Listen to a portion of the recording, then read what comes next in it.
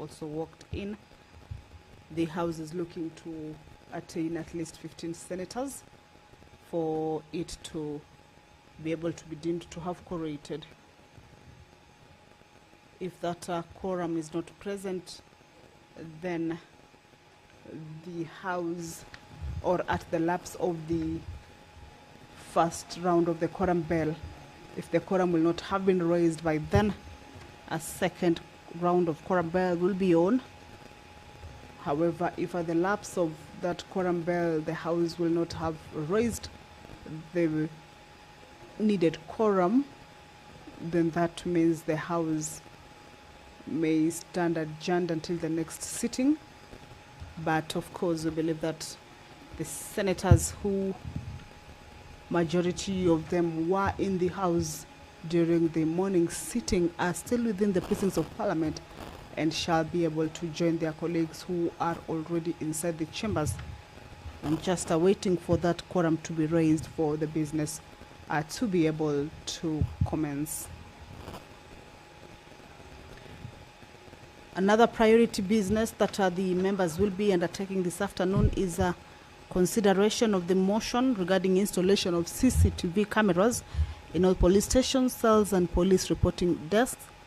This is a motion that was moved by the Honorable nominated Senator Karen Nyamu. Debate on this particular motion was done comprehensively and conclusively on the floor of the House.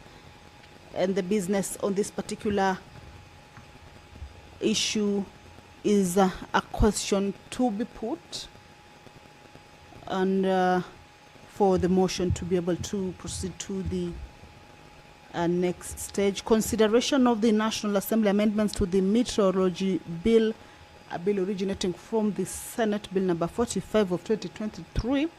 This is a motion that appeared in the Tuesday afternoon order paper, and members managed to discuss and agree with the amendments, indicating that the amendments did not change or alter and match the bill, and therefore they should be agreeing. This was a motion that was moved by the chairperson, Standing Committee on Land, Environment and Natural Resources. So this afternoon, the business that will be done on it is a question to be put for the consideration to be concluded.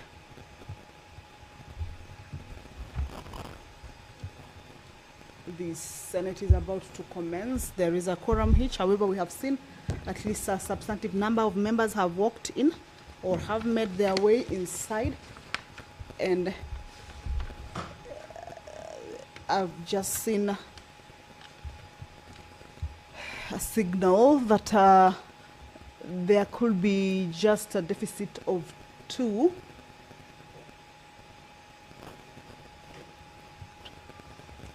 About 2 to 4 members.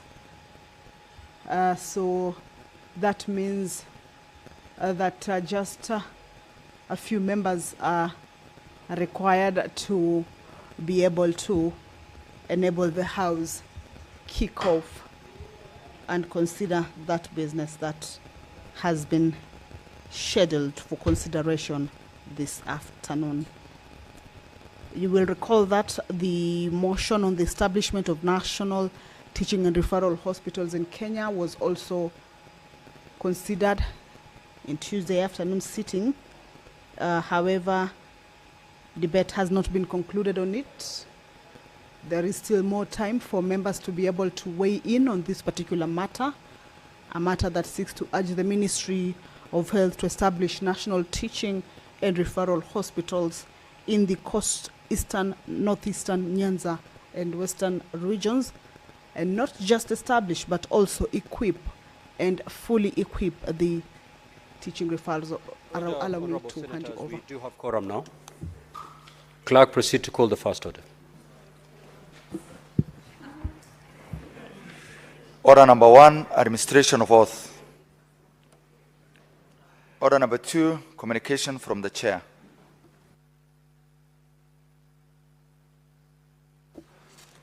Order number 3, messages. Order number 4, petitions. Order number 5, papers. Senate Majority Leader.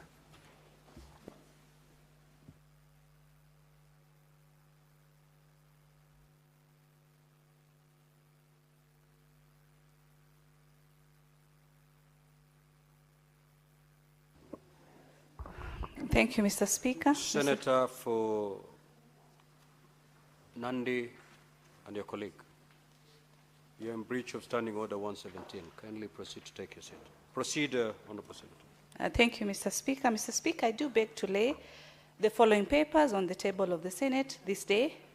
Report of the Auditor General on financial statements of Busia Municipality for the year ended 30th June 2020. Busia Municipality for the year ended June 30th 2021. Busia Municipality, 30th June 2022. Busia Municipality, year ended 30th June 2023. Busia Municipality for the year ended 30th June 2024. And Malaba Municipality, County Government of Busia for the year ended June 30th, 2024. Reports of the Auditor General of the financial statements for the year ended 30th June 2025 for the following: Malaba Municipality, County Government of Busia, Busia Municipality, Busia County Climate Change Fund, Embu County Executive Car Loan and Mortgage, that is a committee member scheme fund, Embu County Emergency Fund, Embu County Education Support Fund, Embu Water and Sanitation Company Limited, County Government of Embu, Ngakaka Water and Sanitation Company Limited, County Government of Embu, Embu Municipality, Makwiny County Empowerment Fund, Makwiny County Fruit Development and Marketing Authority, Emali Sultan Hamoud Municipality, Wote Municipality, Marsabit County Education Fund, Financing Locally Led Climate Action FLOCA Program, County Government of Marsabit, Marsabit County Assembly Staff Car Loan and Mortgage Scheme Fund, Nyahururu Water and Sanitation Company Limited, County Government of Laikipia, Financing Locally Led Climate Action FLOCA Program, County Government of Laikipia, Laikipia County Education Bursary Fund, Machakos County Assembly Housing and Car Loan Scheme Fund for MCAs, Machakos County Assembly Housing Car Loan Scheme Fund for the staff, Mutitone Level 4 Hospital, County Government of Machakos, Kimiti Level 4 Hospital, County Government of Machakos, Kalama Level 4 Hospital, County Government of Machakos, Kadhiani Level 4, Athi River Level 4 Hospital, Kangundo Level 4 Hospital, Machakos Municipality, Mavoko Municipality, Bomet County Climate Change Fund, Tharaka-Nithi County Bursary Fund, Nyamira County Bursary Fund, Nyamira County Climate Change Fund, Nandi County Climate Change Fund, Financing Locally Led Action, Climate Action FLOCA Program, County Government of Samburu, Uasin Gishu County Staff Mortgage and Car Loan Scheme Fund, FLOCA Program, County Government of Isiolo, Bungoma County Climate Change Fund, Bungoma County Youth and Women Empowerment Fund, Bungoma County Assembly Members Car Loan and Mortgage Scheme Fund, Bungoma County Assembly Employee Car Loan and Mortgage Scheme Fund, Elgeyo Marakwet County Climate Change Fund, Kakamega County Climate Change Fund, Hospital, County Government of Kajiado, Kajiado County Disability Mainstreaming Fund, Ijara Sub-County Level 4, that is the County Government of Garissa, Nyamira County Emergency Fund, Vihiga County Facility Improvement Fund, Vihiga County Sports Fund, Nakuru County Executive Mortgage Staff Scheme Fund, Nakuru County Executive Mortgage for Staff, Car Loan and Scheme Fund, County Assembly of Nakuru, Car Loan, Grant and Mortgage Fund, Nakuru County Bursary Fund, Nakuru County Emergency Fund, City of Nakuru, County Government of Nakuru, Nakuru Rural Water and Sanitation Company Limited, Kisumu County Alcoholic Drinks and Control Fund, Kisumu County Revenue Board, Kisumu Assembly Car Loan and Mortgage Scheme Fund, Kisumu County Emergency Fund, Kisumu County Climate Change Fund, Kilifi County Car Loan and Mortgage Scheme Fund, Kilifi County Microfinance Wezesha Fund, Siaya County Bursary Fund, and lastly, Kitui County assembly car loan mortgage for members scheme fund. I beg to lay, Mr. Speaker. Yes, Deputy Speaker, what clarification are you seeking? Thank you, Honourable Speaker. Honourable Speaker, severally have been listening to the papers being laid in this House, Mr. Speaker. Especially, let me handle this afternoon the papers which have been laid here, Mr. Speaker. Level 4 hospitals, level 3 hospitals. Honourable Speaker, Kenyans listening to us, they are like we are taking over the work of the county assemblies as the Senate. So, Mr. Speaker, maybe through your wisdom, through SBC, and any other relevant authority, including the management of the Senate, can we have a threshold of the papers that can be handled by the Senate and others which really need to be handled by the county assemblies to go to the county assemblies? We should really build even capacity for the county assemblies so that they can be able to handle these only 10 accounts, Mr. Speaker. Otherwise, the Senate will appear to be doing the work of the county assemblies. And Mr. Speaker, this is the high time we make some radical decisions. Ask county assemblies to do their work. Most of them are not, because once they are given these reports, Mr. Speaker, they don't go through them objectively, because most of the assemblies have gone to bed with the governors. And therefore, Mr. Speaker, as the Senate of this 13th Parliament, let us do something to the county assemblies so that also we can empower them enough to do their work, Honourable Speaker. Thank you. Yes, Senator Fernandez.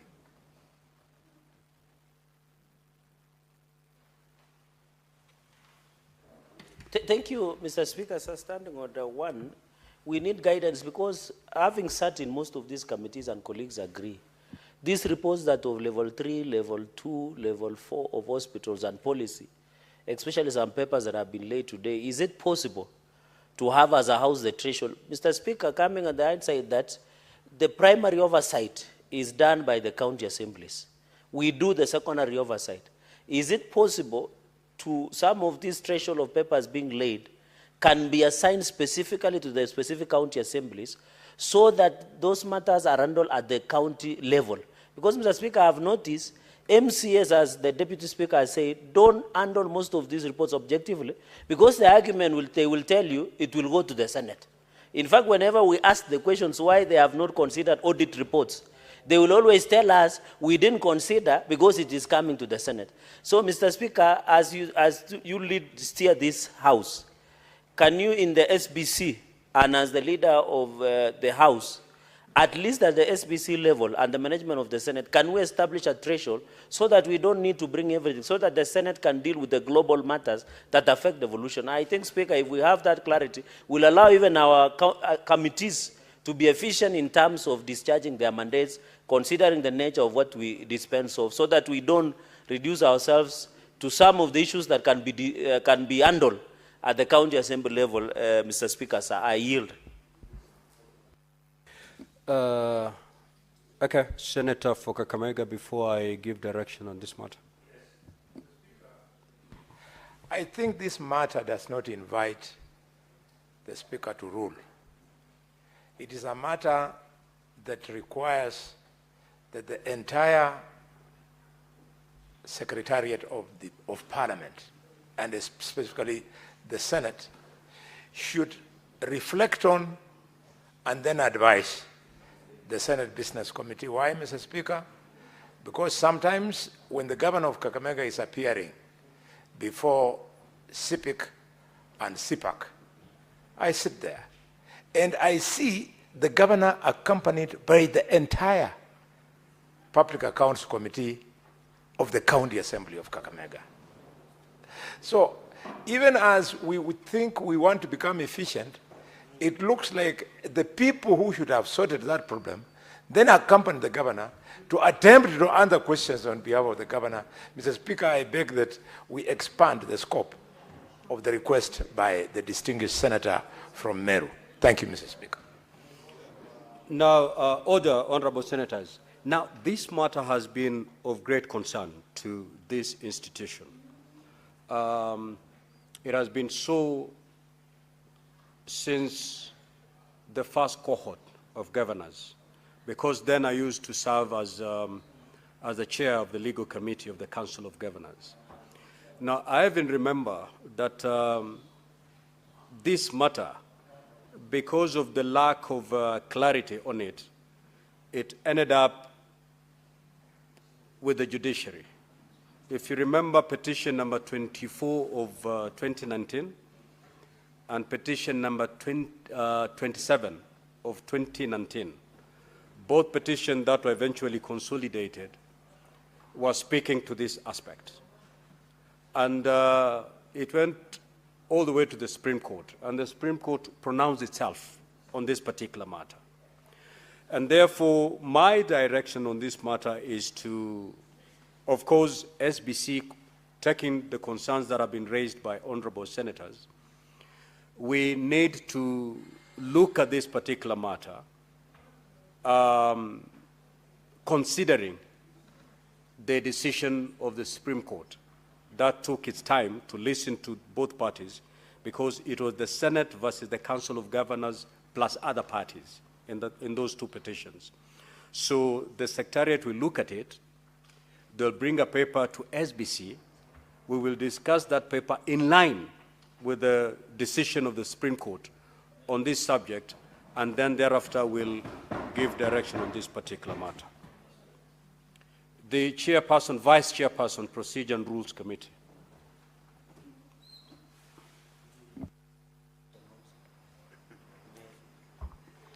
Thank you, Mr. Speaker. Mr. Speaker, I beg to read the following paper on the table of the Senate today, 19th November 2025.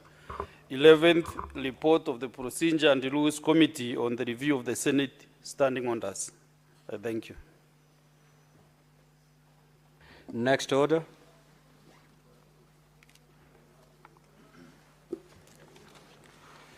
Order number 6, notices of motion. The Vice Chairperson, Procedure and Rules Committee.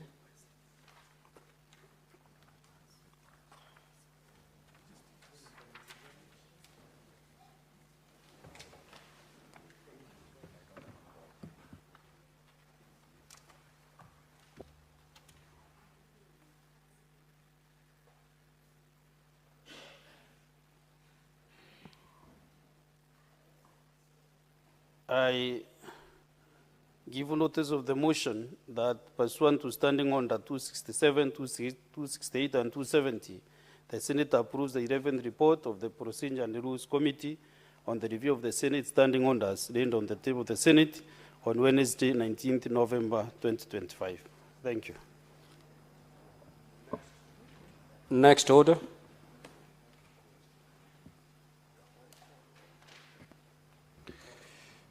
Order number 7, questions and statements.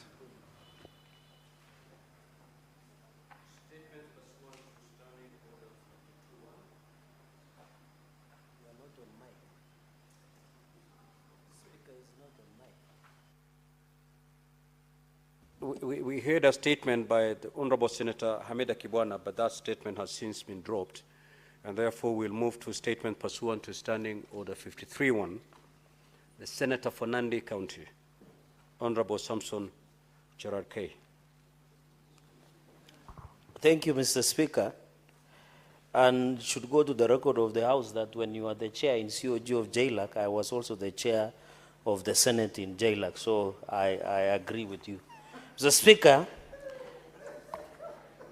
for first-timers to note, we have been around for some time. Request for statement on an implementation of lower mobile termination rates. I rise pursuant to Standing Order 53-1 to seek a statement from the Standing Committee on Information, Communication and Technology on a matter of a national concern regarding the non-implementation of lower mobile termination rate, MTR, as recommended by a consultant engaged by the Communications Authority of Kenya, CA. Mr. Speaker, sir, mobile termination rates, MTRs, are a key determinant of the cost of voice calls across networks. Reducing MTRs is essential to ensuring affordable and accessible communications for all Kenyans. A consultant engaged by the CA, Communication Authority of Kenya, recommended a significant reduction in the MTR to Kenya shillings 0.06 per minute in line with international best practices, where some jurisdictions have adopted a zero-rated termination charges to promote consumer welfare and market competitiveness. However, the Communication Authority instead announced a revised MTR of Kenya shillings 0.41 per minute effective March 1, 2024, down from the previous Kenya shillings 0.58 per minute, but still substantially higher than the consultant's recommendation. This decision raises concerns about the rationale for deviating from expert advice and the delay in implementing more consumer-friendly rates.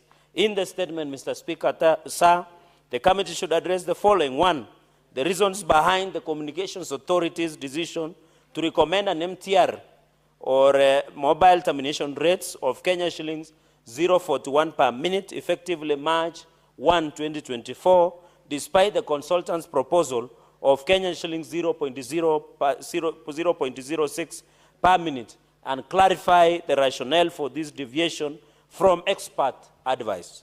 Finally, Speaker, sir, specify the timeline within which the authority intends to align the mobile termination rates with the consultant's recommendation, considering that the current rate is scheduled to lapse in March 2026, and outline the measures in place to ensure timely, transparent, and accountable implementation of the lower mobile termination rates in the country. Mr. Speaker, with your indulgence, let me move to my second statement.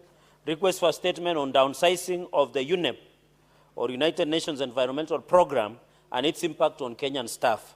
Mr. Speaker, sir, I rise pursuant to Standing Order 53.1 to seek a statement from the Standing Committee on Labour and Social Welfare on a matter of countrywide concern regarding the disproportionate job losses Kenyans are now facing due to United Environmental Program's ongoing downsizing and restructuring exercise. Mr. Speaker, sir, Kenyan citizens employed at the United Nations Environment Program, UNEP, in Nairobi are facing job losses due to UNEP's functional review, which has identified about 100 positions for abolition, 48 of which are held by Kenyans, mostly support staff. This comes despite UNEP's overall workforce expansion from 1,268 to 1,383 staff between 2020 and 2024, with consultants nearly doubling to 1,450. Kenya has fully met its financial obligation to the Environment Fund. Unlike many other member states, yet Kenyan staff continue to face job insecurity, while their key local positions, such as the UNEP Kenya Country Office Coordinator, have been filled by non-Kenyans. Kenya, as the host of UNEP's global headquarters, deserves transparency, fairness, and meaningful participation in the UNEP's operations, and urgent engagement with the UNEP leadership is needed to protect the rights and livelihoods of affected citizens.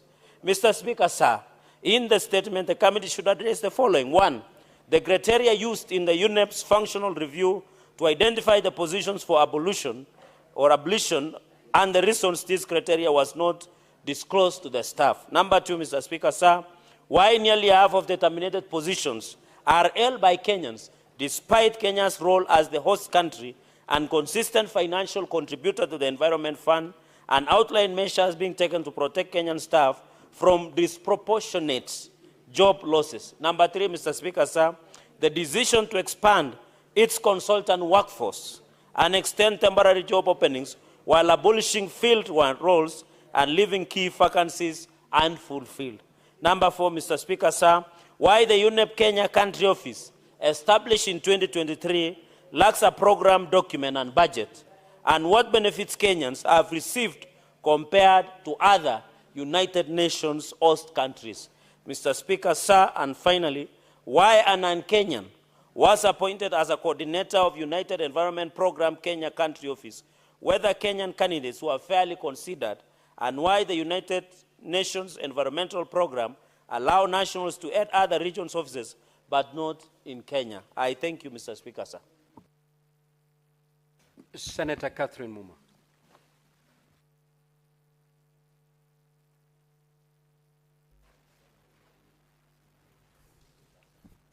Honorable Speaker, I rise pursuant to Standing Order 53-1 to seek a statement from the Standing Committee on Finance and Budget on a matter of national concern regarding the impact of the delayed enactment of the county government additional allocations bills for the 2023-2024, 2024-2025, and 2025-2026 financial years. Mr. Speaker, the county government's additional allocations bill for the current financial year concluded the bicameral legislative process just last week, and it is yet to be assented to, even though the financial year is almost halfway complete now. This persistent delay in the enactment of this important legislation has adversely affected budget formulation and implementation in the counties. It has resulted in late disbursement of conditional allocations, which has in turn undermined project implementation and service delivery in the counties. In the statement, the committee should address the following. 1, the impact of the delayed enactment of the county government's additional allocations bills for the financial years 2023-2024, 2024-2025. Honorable Speaker, can Senator Cherargei allow me to read my statement in peace? They're just discussing loudly. Senator Fernandez and Senator for Nakuru County. I will repeat that. May the Number one, Senator be heard in silence, please. The impact of the delayed enactment of the county government's additional allocations bills for the years 2023-2024, 2024-2025, and 2025-2026, and obtain the following. 1, a list of all projects in each county that have had to be discontinued.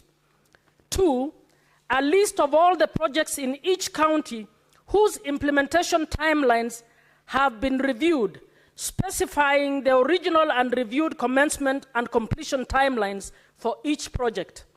3, a breakdown of the financial costs, including any interests and penalties that have accrued from the delayed uptake of any funds or implementation projects.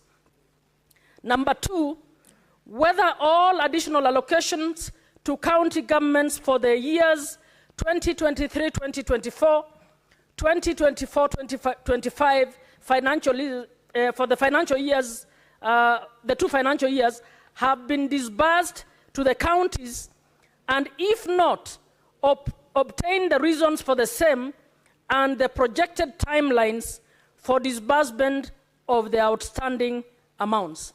Senator Catherine Muma, nominated senator. Senator Tabitha Keroche.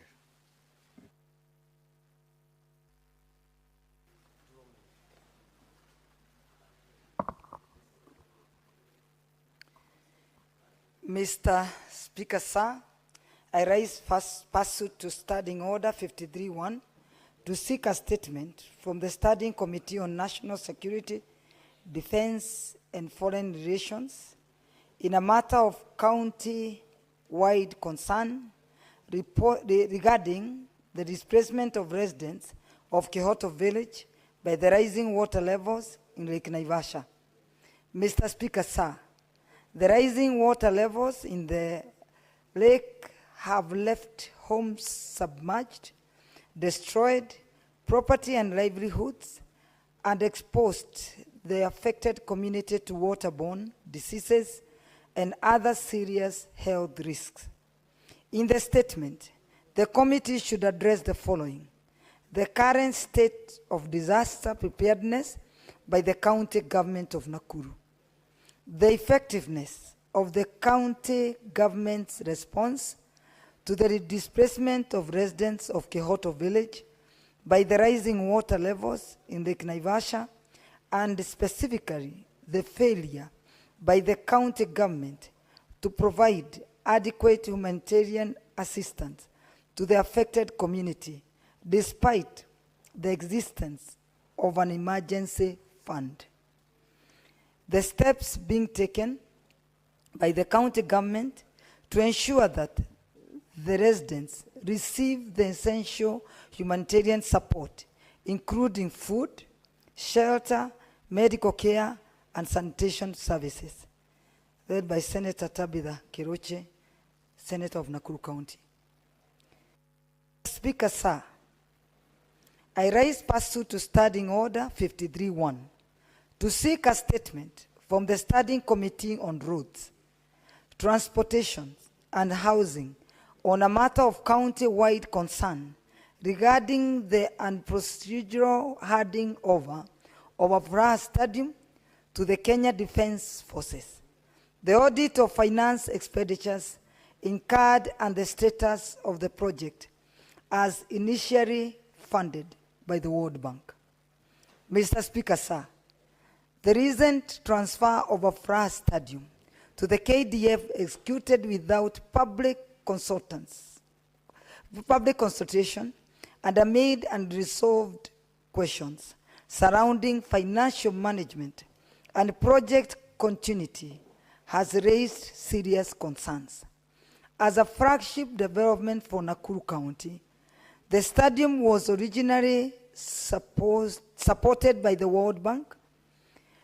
Its upfront handover, coupled with a lack of clarity on the use of funds and stakeholder engagement, necessitates urgent scrutiny to protect public interest and uphold the principles of good governance.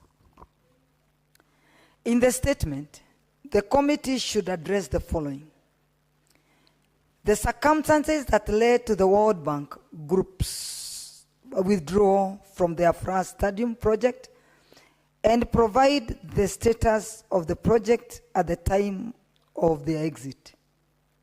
A comprehensive account of the funds previously allocated to the project, detailing how the funds were utilized and explaining the reasons behind the stalling of the project prior to the handover. Whether the Ministry of Defense undertook comprehensive due diligence before assuming control of the project, including an audit of the expenditures already incurred, review of projects, drawings, and bills of quantities, evaluation of technical reports, and engagement with consultants and contractors previously commissioned under the World Bank supported initiative. Whether any public participation was conducted prior to the handover in accordance with the constitutional and statutory requirements. Whether the World Bank has been informed of the stadium handover and any redesign or reconstruction works currently underway.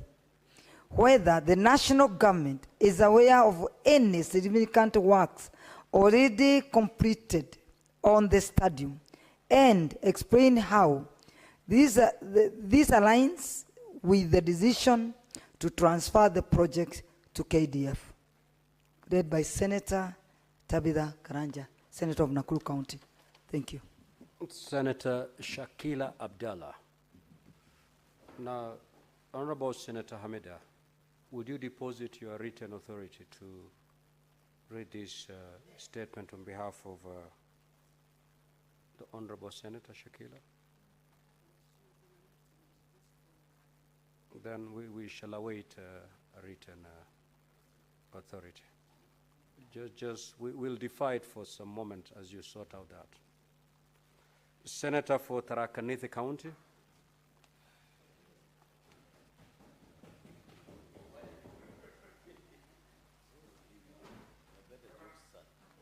Governor Wapi. Thank you, Honorable Speaker. Honorable Speaker, I rise pursuant to Standing Order 53-1 to seek a statement from the Standing Committee on Justice, legal affairs and human rights on a matter of national concern regarding low voter registration turnout witness across the country. Mr. Speaker, sir, despite the Independent Electoral and Borders Commission, IBC, launching a nationwide registration drive on 29th of September 2025, targeting 6.3 million new voters, preliminary reports indicate that many eligible Kenyans remain unregistered, citing logistical, technical, and informational barriers. This situation threatens to defranchise legal settlements of the population, particularly those in rural areas, persons with disability, the elderly, and marginalized communities. It also points to systematic gaps in outreach, infrastructure, and coordination that must be urgently addressed. In the statement, Honorable Speaker, the committee should address the following: measures in place to ease access for citizens who face challenges traveling long distances to registration centers, especially vulnerable groups such as persons with disability, the elderly, and those living in rural areas. To Honorable Speaker, the committee should also cite the specific steps being taken to intensify voter registration campaigns in all counties to boost registration numbers by reaching more Kenyans, especially in unreserved areas. Number 3, Honorable Speaker, the committee should also look at the budgetary allocations earmarked for voter registration, civic education, outreach programs, including how these resources are being utilized to target youth, marginalized communities, and rural population. Number 4, Honorable Speaker, not the least, the committee should also look at the mechanisms being implemented to resolve system failures and technical issues encountered during registration, particularly for citizens seeking to update, correct, or transfer their voter registration. Thank you, Honorable Speaker. This is Senator Mwenda Gataya, More Fire, CBS, Member of Parliament, today. Thank you. Senator Joe Newton. Yep. Yes. Thank you, Mr. Speaker. I rise pursuant to Standing Order 53.1 to seek a statement from the Standing Committee on Health on a matter of county-wide concern regarding the rollout, administration, and financial management of telemedicine services by the county government of Murang'a. Mr. Speaker, sir, the county government of Murang'a launched telemedicine services to facilitate remote consultations between patients in local dispensaries and health centers and medical specialists via an online platform. Mr. Speaker, while this initiative is commendable for expanding access to health care, serious concerns have emerged regarding the financial integrity and governance of the payment systems associated with the service.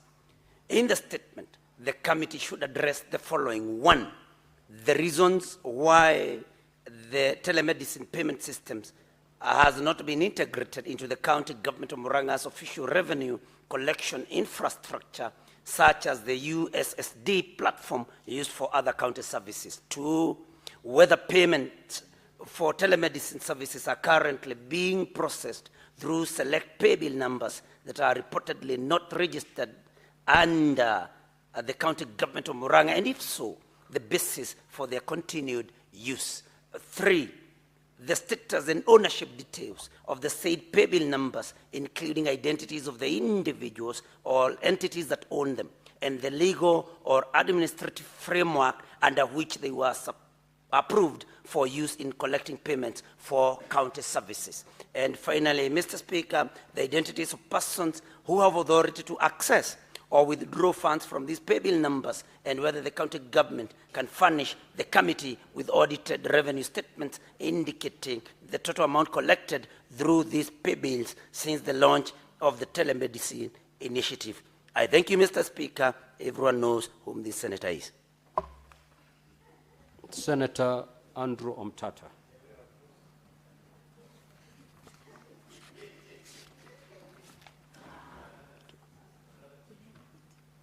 Yeah.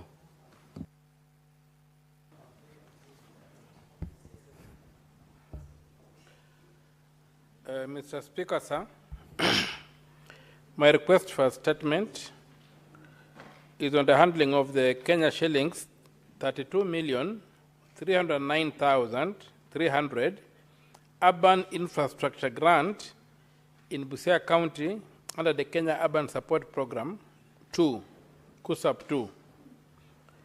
Mr. Speaker, sir, I rise pursuant to Standing Order 53, Clause 1, to seek a statement from the Standing Committee on Finance and Budget on a matter of county-wide concern regarding the handling of Kenya shillings 32,309,300 allocated to Busia County under the Urban Infrastructure Grant of the Kenya Urban Support Program 2.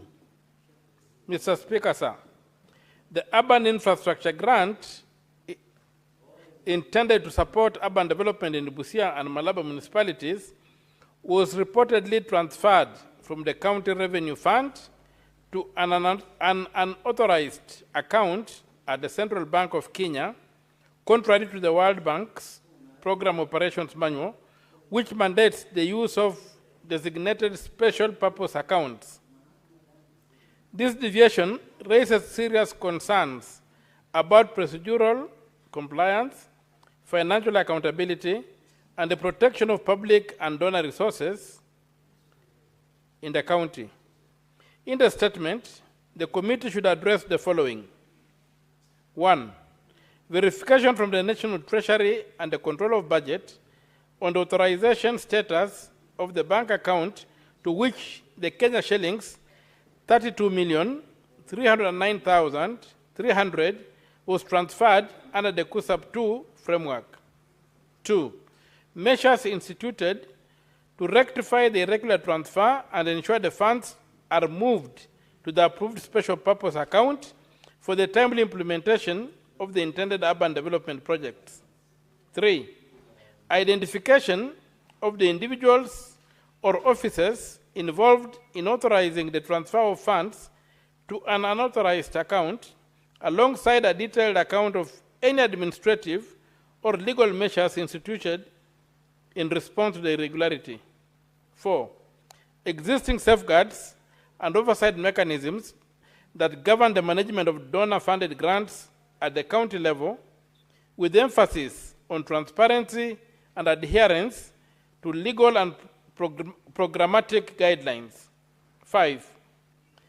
Legal provisions that empower Parliament through the Control of Budget or the National Treasury to access details such as ownership, signatories, transaction history, and interest earnings of the account where the funds were deposited, notwithstanding CBK's confidentiality claims. 6. Frameworks or principles that guide the balance between banking confidentiality and public accountability in cases involving public funds held at the Central Bank of Kenya. Signed, Senator Andrew Mtoto Koit, MP, Senator from Busia. Mr. Speaker, I have a second statement I request to read. Have I approved it? Yes. Proceed. My second request for a statement is on the alarming rate of road safety on major highways and roads across the country. Mr. Speaker, sir, I rise pursuant to Standing Order 53, Clause 1, to seek a statement from the Standing Committee on Roads and Transportation and Housing on a matter of national concern regarding the alarming rate of road safety on major highways and roads across the country. Mr. Speaker, sir, although road transport is central to Kenya's economic activity, the increasing frequency of fatal accidents, many of them preventable, has become a national crisis.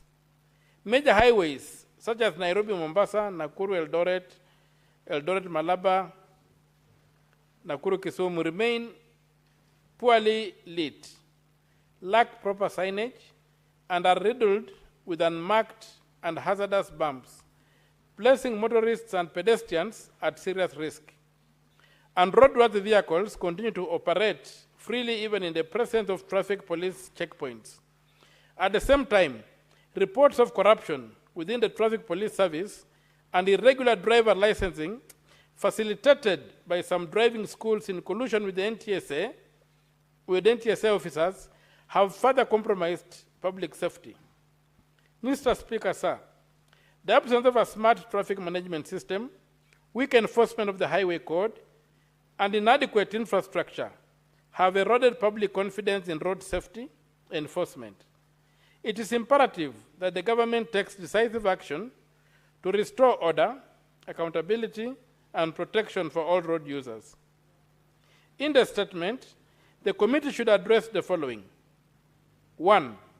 Immediate measures by the Ministry of Roads and Transport and the NTSA to improve road safety and reduce fatal accidents. 2. The steps the government is taking to ensure that all major highways and roads are adequately lit and fitted with the proper signage to enhance visibility and safety. The actions being taken to address corruption within the Traffic Police Service and the NTSA to ensure effective enforcement of traffic laws. 4. The mechanisms in place to regulate and audit driving schools to ensure they provide proper training and only qualified drivers are licensed. 5. The plans to introduce a smart traffic management system and restore public confidence in road safety enforcement in Kenya. Signed, Senator Andrew Mtoto Koiti, MP, Senator from Busia. Thank you, Mr. Speaker, sir. Senator Consolata.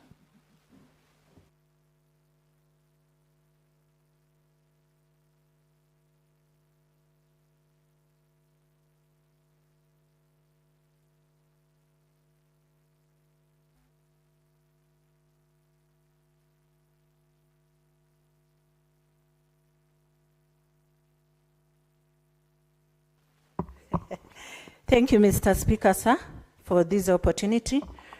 Mr. Speaker, sir, I rise pursuant to Standing Order 53.1 to seek a statement from the Standing Committee on Lands, Environment and Natural Resources on a matter of county-wide concern regarding the recent discovery of over Kenya shillings 683 billion worth of gold deposits in Isulu, Busiangala area in Kolomani, Kakamega County, by Shanta Gold Kenya Limited.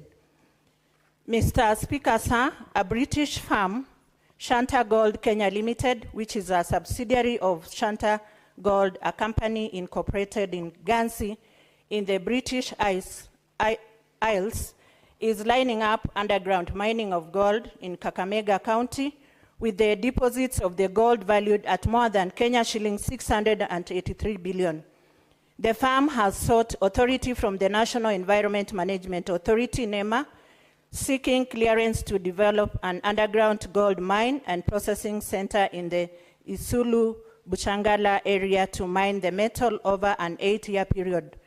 The firm projects that it will acquire approximately 337 acres of land, mostly private freehold plots, which will require the relocation of about 800 households. In the statement, the committee should address the following. 1, a detailed breakdown of the licensing process followed by Shanta Gold Kenya Limited, including the status of approvals from relevant agencies, such as NEMA and the Ministry of Mining. 2, whether the company has obtained all necessary permits for exploration, environmental and social impact assessments, mining operations, and whether it has followed all due processes for the land acquisition. 3, the details on the proposed acquisition of 337 acres and the planned relocation of approximately 800 households, confirming whether a resettlement action plan, RAP, has been developed and whether affected communities have been consulted and compensated. 4, whether public participation and free, prior, and informed consent, FPIC processes were conducted in accordance with Article 232, 1D of the Constitution and relevant laws, as well as whether the concerns raised by local residents were addressed, including reports of public demonstrations opposing the project. 5, the project economic benefits of the project to the local community and county government, including employment opportunities, local procurement, and revenue sharing. Senator Consolata Okwabubi, MP, nominated senator. Senator for Nairobi City County, the Honorable Edwin Sifuna.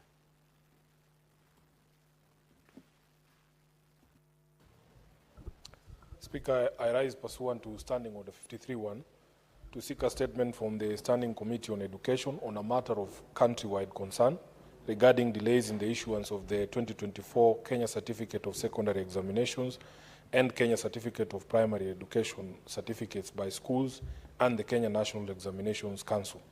Mr. Speaker, these delays arise either from prolonged periods before NEC issues examination certificates or from school principals unlawfully withholding them despite regulations that prohibit the retention of certificates on the basis of fee balances.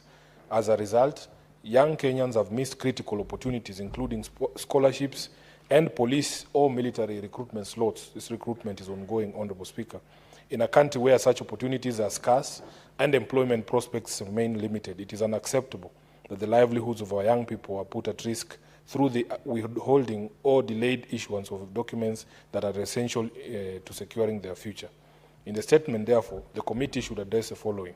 Number one, when the 2024 KCSE and KCPE certificates will be released by the Kenya National Examinations Council and the reasons for the current delays. Secondly, whether the Ministry of Education's directive issued on 1st April 2025, which reaffirms the government policy under the Kenya National Examinations Council Act 2012, requiring all schools to release examination certificates to candidates irrespective of outstanding fee balances, remains in force, and the extent to which this directive is being implemented by schools across the country.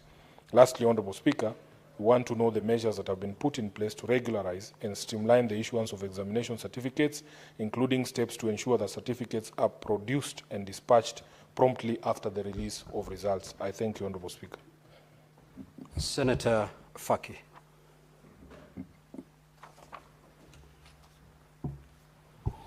Asante Mheshimiwa Spika. Nimesimama kulingana na kanuni ya 53(1) ya kanuni za kudumu za Seneti kuomba kauli kutoka kwa kamati ya barabara, uchukuzi na makao kuhusu msongamano wa magari katika barabara ya Potriz katika eneo bunge la Changamwe, kaunti ya Mombasa. Mheshimiwa Spika, katika siku karibuni kumekuwa na msongamano mkubwa wa magari katika barabara ya Potriz inayoelekea Nairobi, bandari ya Mombasa, kituo cha SGR kule Miritini na maeneo ya kusini mwa pwani kupitia barabara ya Dongo Kundu na vile vile hospitali ya Potriz ambayo ni mashuhuri kwa matibabu ya ugonjwa wa TB na masuala ya akili. Msongamano huo, Mheshimiwa Spika, umekuwa kero kwa watumizi wa barabara hiyo wanaopata shida kwa kucheleweshwa kwenye safari zao. Wagonjwa wanaotafuta matibabu katika hospitali ya Potriz pia wameathirika, na hivi karibuni watu 3 wamepoteza maisha kwa sababu ya kuchelewa kufikishwa hospitali kutokana na msongamano huo. Katika kauli hiyo, kamati zingatia yafuatayo. Kwanza, chanzo cha msongamano wa magari katika barabara ya Potriz katika eneo bunge la Changamwe, kaunti ya Mombasa. Ya pili, mikakati ambayo Wizara ya Barabara na Uchukuzi na pia Mamlaka ya Barabara Kuu ya Kenya KENHA imeweka ili kutatua kero la msongamano huo katika barabara hiyo, ikikumbuka kwamba barabara mbadala ya kuelekea Nairobi kupitia Mikindani bado inajengwa. Tatu, hatua za kisheria zinazochukuliwa kwa madereva wanaokiuka sheria kwa kuegesha magari yao barabarani na pambizoni mwake, jambo ambalo limepelekea hali hiyo kuwa mbaya zaidi. Asante Mheshimiwa Spika. Senator Mohamed Faki Mwenyehaji, Senator County ya Mombasa. Mheshimiwa Spika, niko na statement nyingine. Proceed, Honorable. Asante. Honorable Speaker, I rise pursuant to Standing Order number 53(1) to seek a statement from the Standing Committee on Land, Environment and Natural Resources on a matter of county-wide concern regarding the persistent and worsening shortage of clean and reliable water in the counties of Mombasa, Kwale, Kilifi and Taita Taveta. Mr. Speaker, sir, the counties of Mombasa, Kilifi and Taita Taveta continue to face severe and persistent water shortages. Shortage of clean and reliable water, despite long-standing efforts such as the Mzima Springs pipeline and the proposed Mzima 2 project, which remains stalled. Residents endure long treks in search of water, rely on limited private donations, and are forced to purchase water at exorbitant prices, of up to Kenya shillings 50 for a 20 jerrycan liter, often without assurance of safety. Mr. Speaker, sir, Mombasa alone requires 200,000 cubic meters of water daily, but receives only a fraction of that, while the Mwache Dam, intended as a temporary solution, faces funding delays. Rapid urbanization and industrial growth and new housing developments are increasing demand without corresponding water infrastructure upgrades. County governments are further constrained by borrowing restrictions and lack of control over water resources, which are vested in the national government. In the statement, the committee should address the following. 1, the immediate and short-term measures currently in place by both the national and county government to caution residents of Mombasa, Kwale, Kilifi, and Taita Taveta counties from the ongoing water crisis. Number 2, the timelines for the completion of the Mwache Dam, given the stalled negotiations and the urgent need for water in the affected counties. Number 3, the current water demand and supply across the 4 counties, including daily consumption trends and actual volumes received from the existing sources, such as Mzima Springs, Marere, Tiwi, and the anticipated output from the Mwache Dam. Number 4, the implementation timeline, funding status and reasons for delay in the commencement of the Mzima 2 pipeline, which was scheduled to begin in 2017 and conclude in 2025, and recommend measures to fast-track the project. Number 5, the feasibility study, the feasibility of financing Mzima 2 pipeline through public-private partnerships, and outline any existing proposal or negotiations in this regard. Number 6, the legal and physical barriers preventing county governments from independently funding water projects and propose mechanisms to address these limitations. Number 7, the details on any national level strategic plans to address long-term water scarcity in the coast region, including coordination with the Coast Water Services Board and the local water companies. Thank you, Mr. Speaker. Senator Mohamed Faki Munyihaji, Senator County of Mombasa. Thank you. Senator Hezena Lemalentian.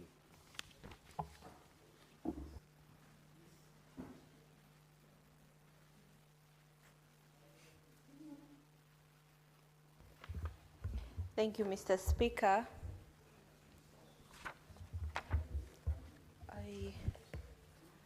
I request to change my microphone because of light. You can proceed to whichever microphone that will serve you correctly.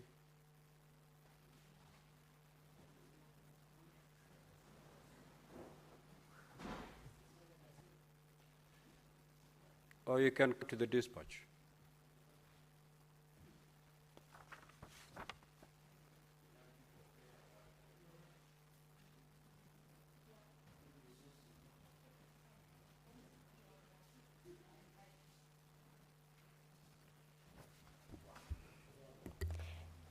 Thank you, Mr. Speaker. And I raise pursuant to Standing Order 52.1 to make a statement on a matter of general topical concern, namely the recent concluded Maa Cultural Festival 2025 held in Amboseli, Kajiado County. Mr. Speaker, sir, the Maa Cultural Festival 2025 was a vibrant week-long celebration of Maasai heritage held from the 4th to 9th of November 2025 at Amboseli National Park. The event brought together thousands of Maa-speaking community members from across the country and the East African region. It featured traditional performances, cultural exhibitions, intergenerational storytelling, youth-led innovations, and a historic conservation milestone. The festival was graced by His Excellency the President, Dr. William Ruto CGH, on the 8th of November 2025. The festival served as a powerful platform for reaffirming the identity, unity, and resilience of the Maa people. It celebrated the deep connection between the community, their land, and the natural environment. The event also marked a historic handover of Amboseli National Park to the people of Kajiado County, an act that recognized the community's long-standing stewardship of the ecosystem and their role in conservation and cultural tourism. Mr. Speaker, sir, this was a moment of pride and unity where tradition met modern aspirations in a setting that celebrated both heritage and progress. I applaud the Maa leaders and elders for their unwavering commitment to safeguarding both culture and environment. Their leadership continues to inspire younger generations and ensure that the values, wisdom, and identity of the Maa people remain vibrant and relevant in today's Kenya. Mr. Speaker, sir, of particular note was the remarkable participation of the youth. Their presence was felt in every aspect of the festival, from performances that blended traditional and contemporary artistic styles to exhibitions of entrepreneurial innovations rooted in Maa heritage. This included fashion, crafts, digital storytelling, and creative enterprises that are not only preserving culture, but also empowering youth economically. The festival also provided a forum for dialogue between youth, elders, leaders, and development partners on critical issues such as heritage, economics, climate resilience, responsible tourism, and the role of young people in shaping the future of their communities. This affirmed that the youth are not only inheritors of heritage, but also key drivers of transformation, creativity, and unity. Mr. Speaker, sir, I wish to commend the government of Kenya under the leadership of His Excellency the President for honoring a long-standing aspiration of the Maa community through this recognition. This gesture not only acknowledged the historical role of the Maa people in conservation, but also marked a significant step towards inclusive and community-led environmental governance. I further applaud the Maa elders, leaders, and cultural custodians for their unwavering commitment to safeguarding both culture and environment. Their leadership continues to inspire younger generations and ensure that the values, wisdom, and identity of the Maa people remain vibrant and relevant in today's Kenya. Mr. Speaker, sir, in conclusion, I wish to commend the organizers, cultural custodians, community elders, youth leaders, and all participants who contributed to the success of the Maa Cultural Festival 2025.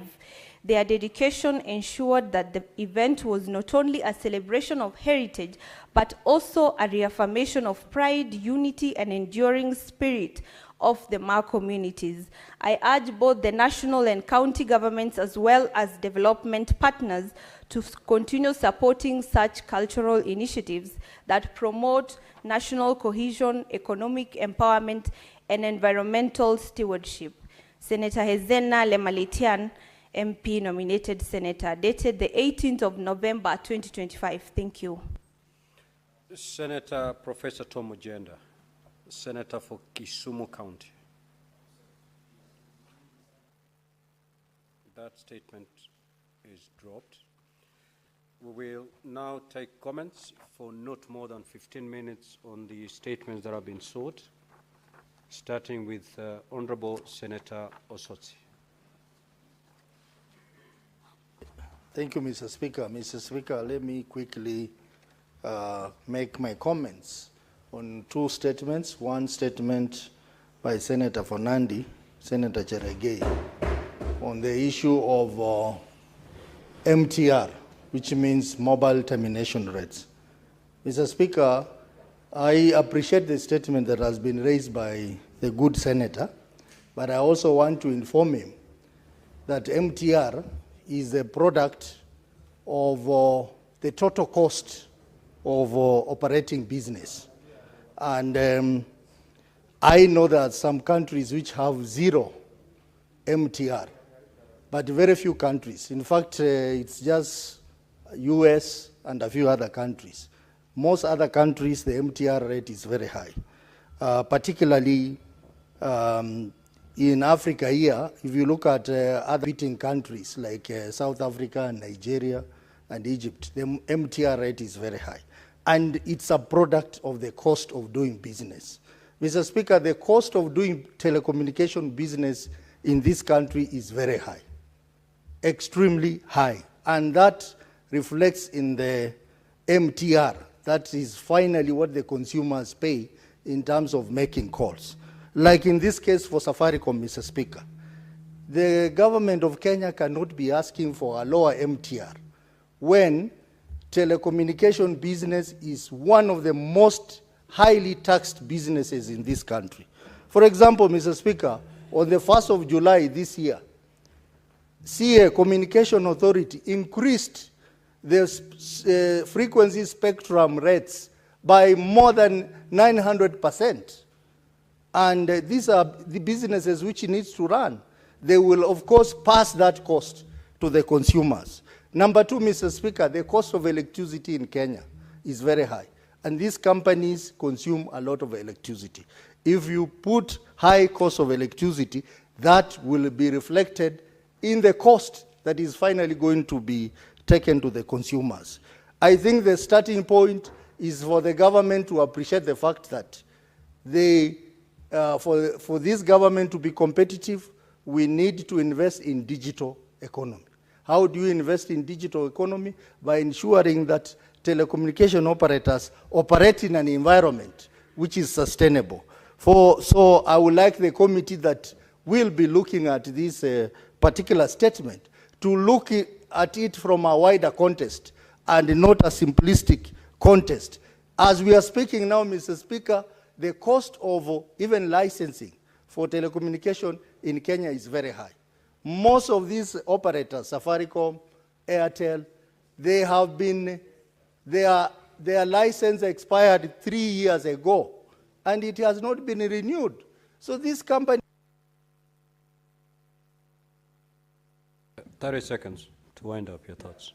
Because of the delay in issuing renewed license, for example, a company like Safaricom cannot even make investment decisions. So when we talk about MTR, and I'm talking as an expert in the IT sector, we must look at it from a wider context. Let us look at the aspect of doing business for telecommunication companies in this country, and then we'll understand the problem better. Mr. Speaker, I support the statement to that extent. Senator Boni.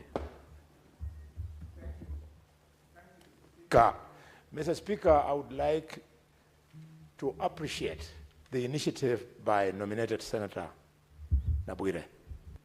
Together with Senator Catherine Muma, they are the only leaders from our community who have woken up to the reality of what is going on in Ikolomani. And with maximum respect, it is sad that Shanda Gold has compromised several layers of leadership from our region, and that's why they are quiet. Mr. Speaker, in Luyaland, when you move a household, you move at least 10 people. At least 10 people. It therefore means that we are talking about relocation of 8 to 10,000 people. What is your point of order, Senator, for Vihiga?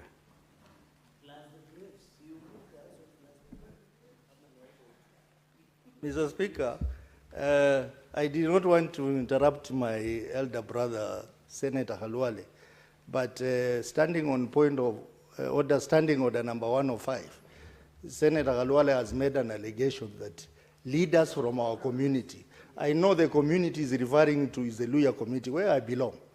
And Mr. Speaker, it is not fair for him to put me in that bracket of leaders because I have been opposed to Shanda Gold.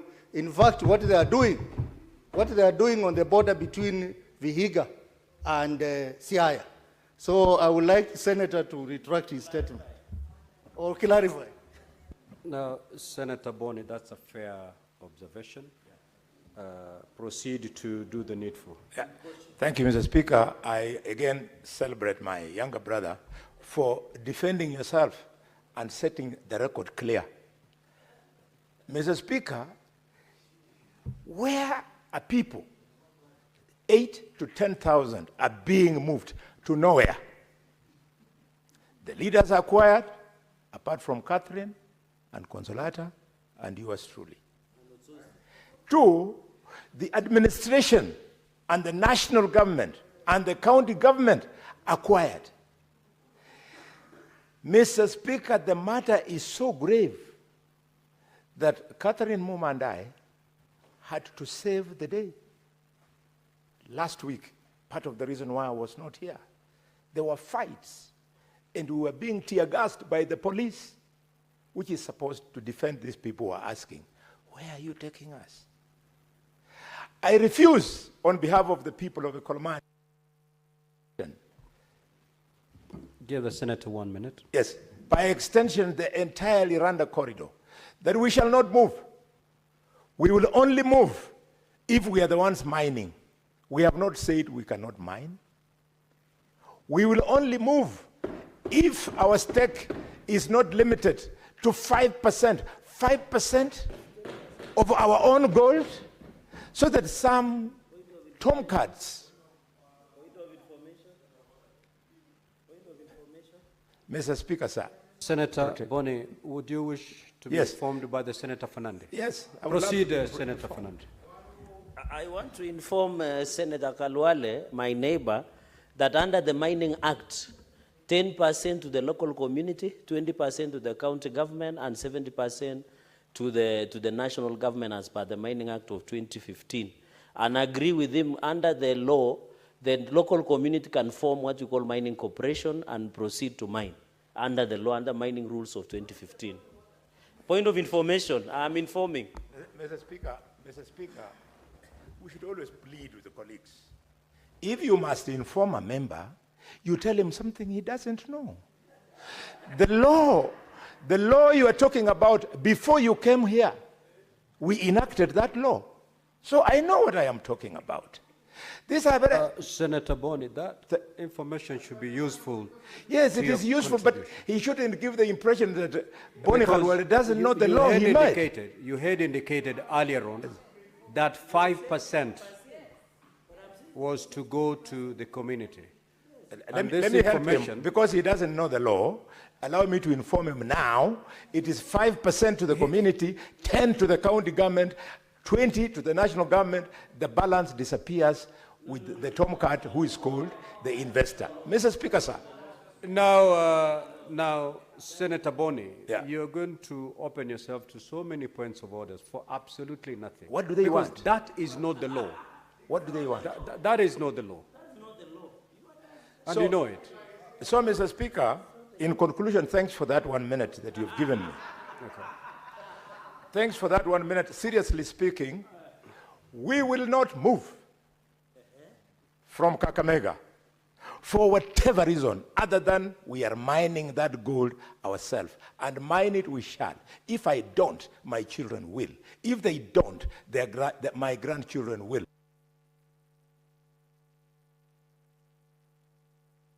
Senator Catherine Muma. Thank you, Honorable Speaker, for an opportunity to contribute to the statements. And quickly to contribute to the statement by Hezena, to just applaud the Ma community for the beautiful cultural event that they had, an event that all of us were in awe, and we hope that the rest of the Kenyan communities can move towards where the Ma are moving. Secondly, to contribute to the statement by Senator Wakwabubi on the issue of the Shanta gold. Honorable Speaker, the issue of social risk assessments of what mining will do is an issue that Parliament needs to take seriously. Honorable Speaker, on this particular matter, the NEMA actually put a public participation notice in June last year and did not actually give a link that had the report that they had. So the communities in the rural areas were not able to access this report. Honorable Speaker, the report is shy of 1,000 pages. They then came up with another statement. They were supposed to have public participation last week. And Honorable Speaker, that particular notice did not make any reference to the report. The June notice actually asked that anybody who wants to read the report should physically go to the offices of NEMA in Nairobi and in Kakamega to read those reports.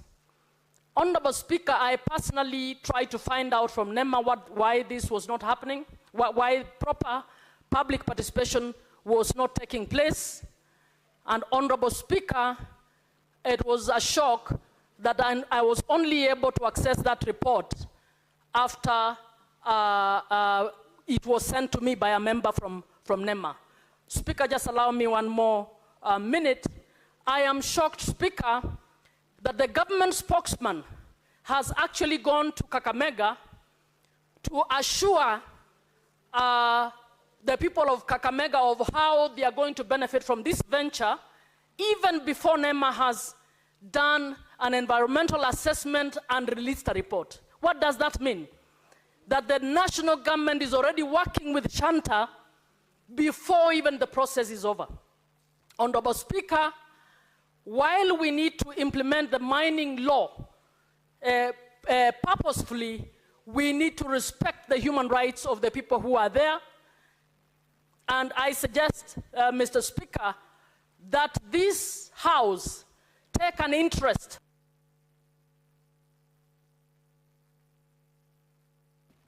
30 seconds, conclude your thoughts, Honourable Senator. Helps to streamline laws and procedures relating to mining so that they do not end up undermining the human rights of communities on lands that actually have minerals under the ground. This has been happening a lot in the coast. It is not just the issue of gold, is not just in Kakamega. It is also happening in Nyanza, in Ramula. I'm a wife of the people in Nyanza. I am a daughter of the people in Western.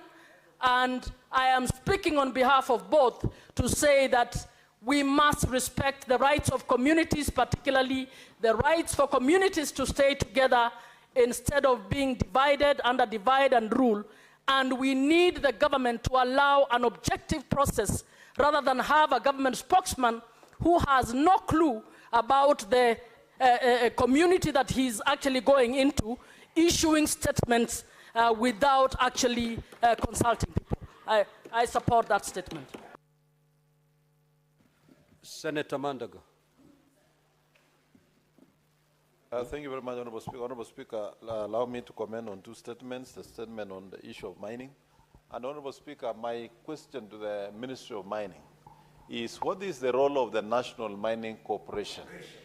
Why can these minerals be assigned to the National Mining Corporation and the government of Kenya invests in acquiring the equipment to mine these minerals, Honourable Speaker, so that the government of Kenya and the country Kenya can then utilize the resources, while the community is benefiting at that lower level, the county is getting the resources, and the remainder of the resources comes to national government so that they can be distributed for service delivery across the nation, Honourable Speaker.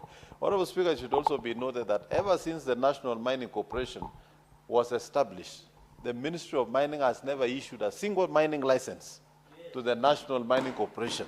We would like to know, why is the Cabinet Secretary quick to issue mining licenses to private entities and not quick to issue the National Mining Corporation, which is an entity of government, Honourable Speaker.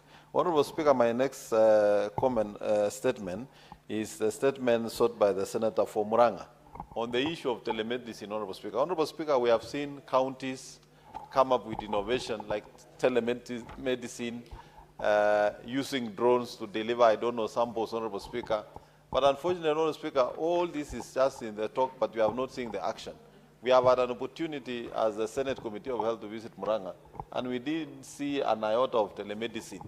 It is extremely important that county governments, when they say we are implementing this, they should actually implement, Honourable Speaker. Number two, Honourable Speaker, revenues that are accruing as a result of health services, Honourable Speaker, are supposed to be utilized by the facilities. And the F5 Act envisages that those resources will be collected by the facility, Honourable Speaker. Honourable Speaker, I'm surprised to see that the county government of Muranga have bay bills that are not being even owned by the county government of Muranga. So where is this revenue going? Because the F5 Act is very clear. The revenue must go to the facility.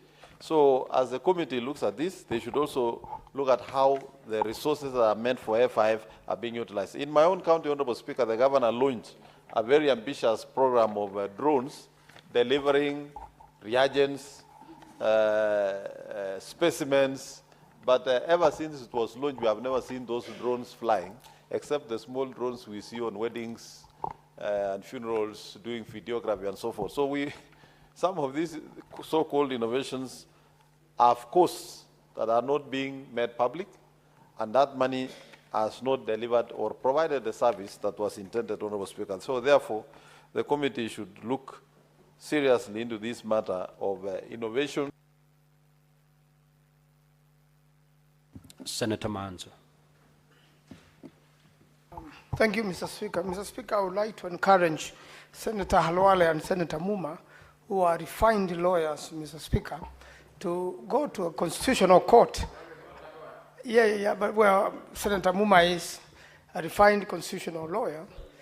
To go to court, Senator Halwale can be a witness, Mr. Speaker, to go to court and file a constitutional reference to deal with the human rights situation about to befall their community, and it is through that particular court proceedings, together with what we are going to do in the House, is going to refine this matter and make sure that human rights are given priority. You cannot just move population, which also has graves and other cultures assigned to it, and most important, the priority should go to the local residents to do the mining before going to any other place. Mr. Speaker, about the road accidents, Mr. Speaker, the road to Mombasa has become, a place where a lot of people die. On last Friday, Mr. Speaker, I watched 2 cars of people I know collide, and most of the people died just before Emali, out of, the many trucks which denied one car an opportunity to overtake. And Mr. Speaker, the dual carriage had already been designed by the Americans and should have been done by now. And I want to encourage the government really to do the Nairobi-Mombasa dual carriage as quickly as possible. It's going to save the country a lot of lives, and it's also going to save costs in terms of insurance companies, and a life, Mr. Speaker, is more important than anything to protect in the country. Mr. Speaker, on the matter of Lake Naivasha, recently my Committee of National Cohesion was visiting, and that crisis is very serious, Mr. Speaker.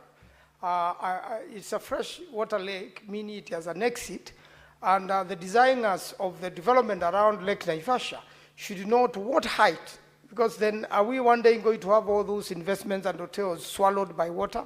So I really support what the Senator from Nakuru has done, and I think this is urgent.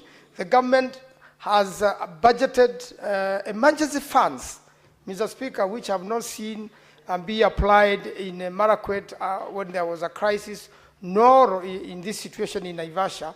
And this is money for emergency, Mr. Speaker, which should be utilized. So I really want to support that, and I think it's a matter which the Senate should take very seriously, so that this crisis can be stopped, because the wreck is increasing day in, day out, and it's not stopping. So most probably, Mr. Speaker, the other investments are going to be caught up, and it's going to be a big crisis, Mr. Speaker. I thank you, and I do support. Senator Mariam.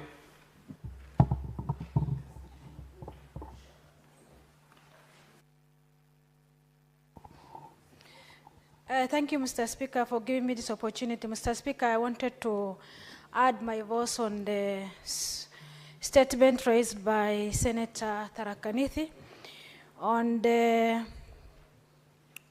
turnout of the voters.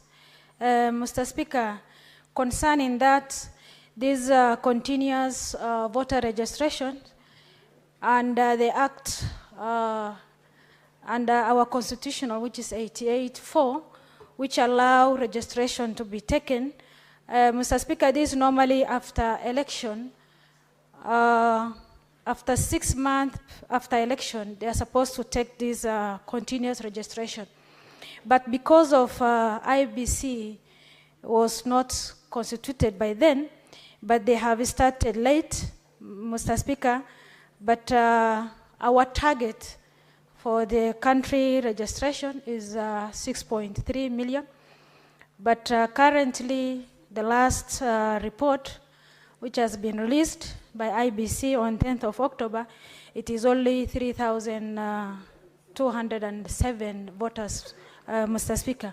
This shows that there is a low turnover, and this is because of lack of identity card, Mr. Speaker. Mr. Speaker, most of the youth, that is the new registration of 6.3, most of them is our youth.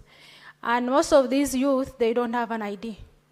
If it has been processed from the area, and in the long run coming to this here in the main office for processing of the ID, they normally keep it on this. I don't know why.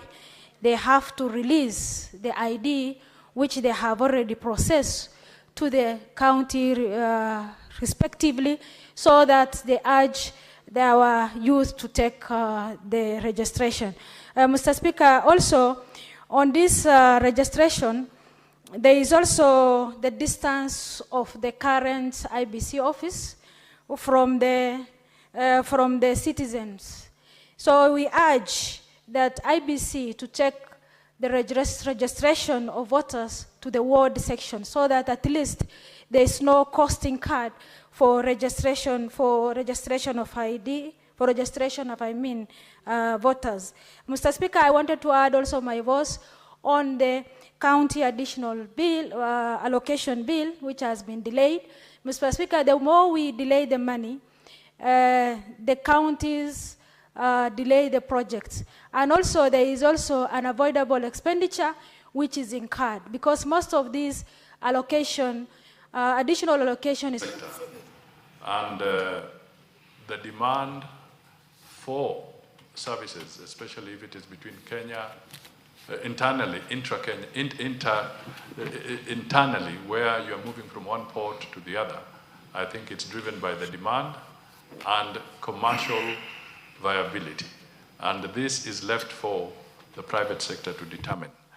Now, in terms of the international connections with other countries, this also calls for further investment, and we are talking about how Kenya Airways can be supported further so that it can take up a bigger market share in the context of regional and international flights. And I know important decisions are about to be made on how the Kenya Airways can be supported, and I think the minister responsible for transport will soon be speaking to this particular issue. The help desk, Mr. Speaker, has been there now for quite some time, and it is serving a lot of Kenyans. I have personally visited the 24-hour emergency center of the State Department of Diaspora, and I can confirm it is functioning, it is active, and there are very many young Kenyans who are doing a good job in assisting Kenyans and who are in distress and families that are in distress. I would want to invite the honorable member at an appropriate time, when he has some free time on his hands, to visit this center so that he can get a first-hand feel of what it is doing. On the issue of the tax, you called it tax, but the honorable member Tandaza talked of insurance cover. We are very clear that if there are any breaches, we have mechanisms of negotiating within the framework of the East African community, where a country has introduced something that is raising concerns with member states for it to be addressed. And it's within that framework that we shall address issues like the ones we raised. But I did indicate that Kenya also has been thinking about how to support its health infrastructure, because so many visitors do come, and then unfortunately some of them may fall sick, and it behoves on us to treat them as a nation. But these are infrastructure funded by the Kenyan taxpayer. So what happens when the others, this is why you sometimes have travel insurance, this is why you sometimes have health insurance, and Zanzibar is trying to cover their health component in that by imposing a levy. But these are issues that are being discussed within the framework of the East African community. Mr. Speaker, I believe some of the issues that are coming through are also in the context of the next question. Question by private notice, Naisula Lesuda. Thank you, Speaker. I rise to ask the following questions to the Prime Cabinet Secretary. Could the Prime Cabinet Secretary clarify whether any senior government officials or their family members directly or indirectly own, control, or benefit from recruitment, training, or insurance companies involved in deploying Kenyan workers to the Gulf? Provide the full terms of the current bilateral labor agreements with the Kingdom of Saudi Arabia, including negotiated wages, complaint handling mechanisms, emergency response obligations, and repatriation terms for Kenyan workers. Explain the current capacity of the Kenyan Embassy in Riyadh and the Consulate in Jeddah to respond to reports of abuse and to protect Kenyan workers in distress, including staffing, funding, safe house availability, and case resolution mechanisms. Explain the criteria and specific oversight mechanisms applied in vetting agencies before they are granted recruitment licenses, and further explain the number of recruitment agency licenses that have been revoked in the last 5 years. Provide the number of workers that have been repatriated due to abuse, medical emergencies, or labor violations, and the specific legal, psychosocial, or financial support that has been provided. Lastly, Mr. Speaker, could the Prime Cabinet Secretary explain why the minimum wages of Kenyan domestic workers in the Gulf countries has not been renegotiated in line with regional benchmarks such as the Philippines and Sri Lanka? I thank you, Mr. Speaker. Prime Cabinet. Thank you, Mr. Speaker. I beg to respond as follows. First, Kenyans migrating abroad must have travel insurance cover, and I wish to state that no single insurance company has a monopoly covering Kenyans seeking jobs in the Gulf or any other country. Individuals and Kenyan private recruitment agencies are at liberty to choose their preferred insurance companies.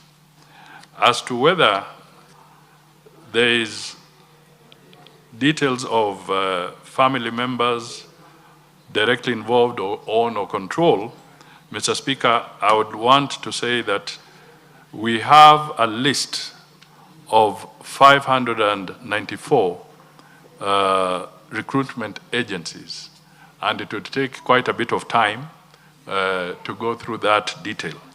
But also to point out that as we speak, this Parliament appropriately passed the Conflict of Interest Bill, and if through the process anybody is found to be in conflict or in conflict with what their role is, then appropriate action would be taken. The second aspect is, what are the terms of the current bilateral labor agreements with the Kingdom of Saudi Arabia, including negotiated wages and complaint handling mechanisms, emergency responses and obligations? I wish to respond as follows. Kenya is at an advanced stage of negotiating with the Kingdom of Saudi Arabia for a new comprehensive agreement that will cover skilled and semi-skilled workers with significantly improved wages and conditions. Just this week, we have received official communication on enhanced wage agreements for Kenyans employed in the Kingdom of Arabia. The third aspect of the questions was to explain the current capacity of the Kenyan Embassy in Riyadh and the Consulate in Jeddah to respond to the reports of abuse and how they protect Kenyans workers in distress. Mr. Speaker, the number of Kenyans living and working in the Kingdom of Saudi Arabia has exponentially, now estimated at 350,000. To enhance consular services, we recently opened a consulate in Jeddah to augment the mission in Riyadh. We will also be seeking more budgetary support to expand the capacity of our mission to serve Kenyans better. The government will be seeking funding for the establishment of a safe house for Kenyans in distress.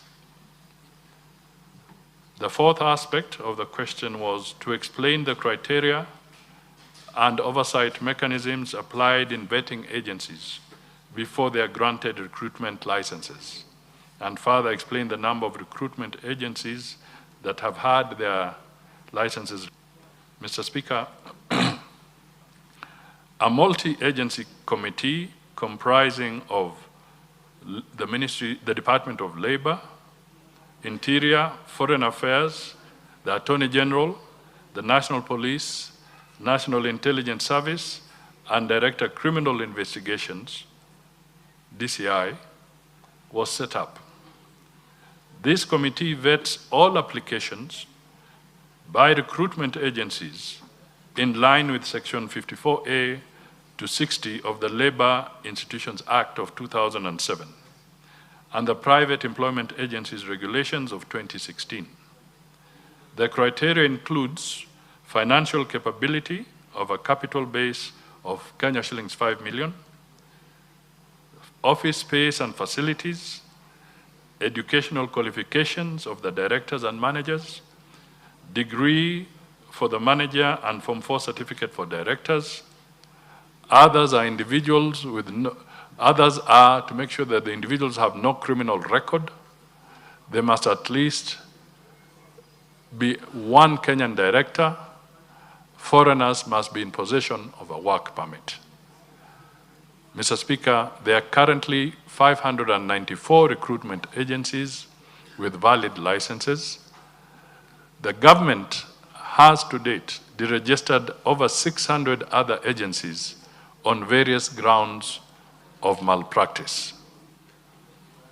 The fifth aspect of the question was to provide the number of workers that have been repatriated due to abuse and other challenges.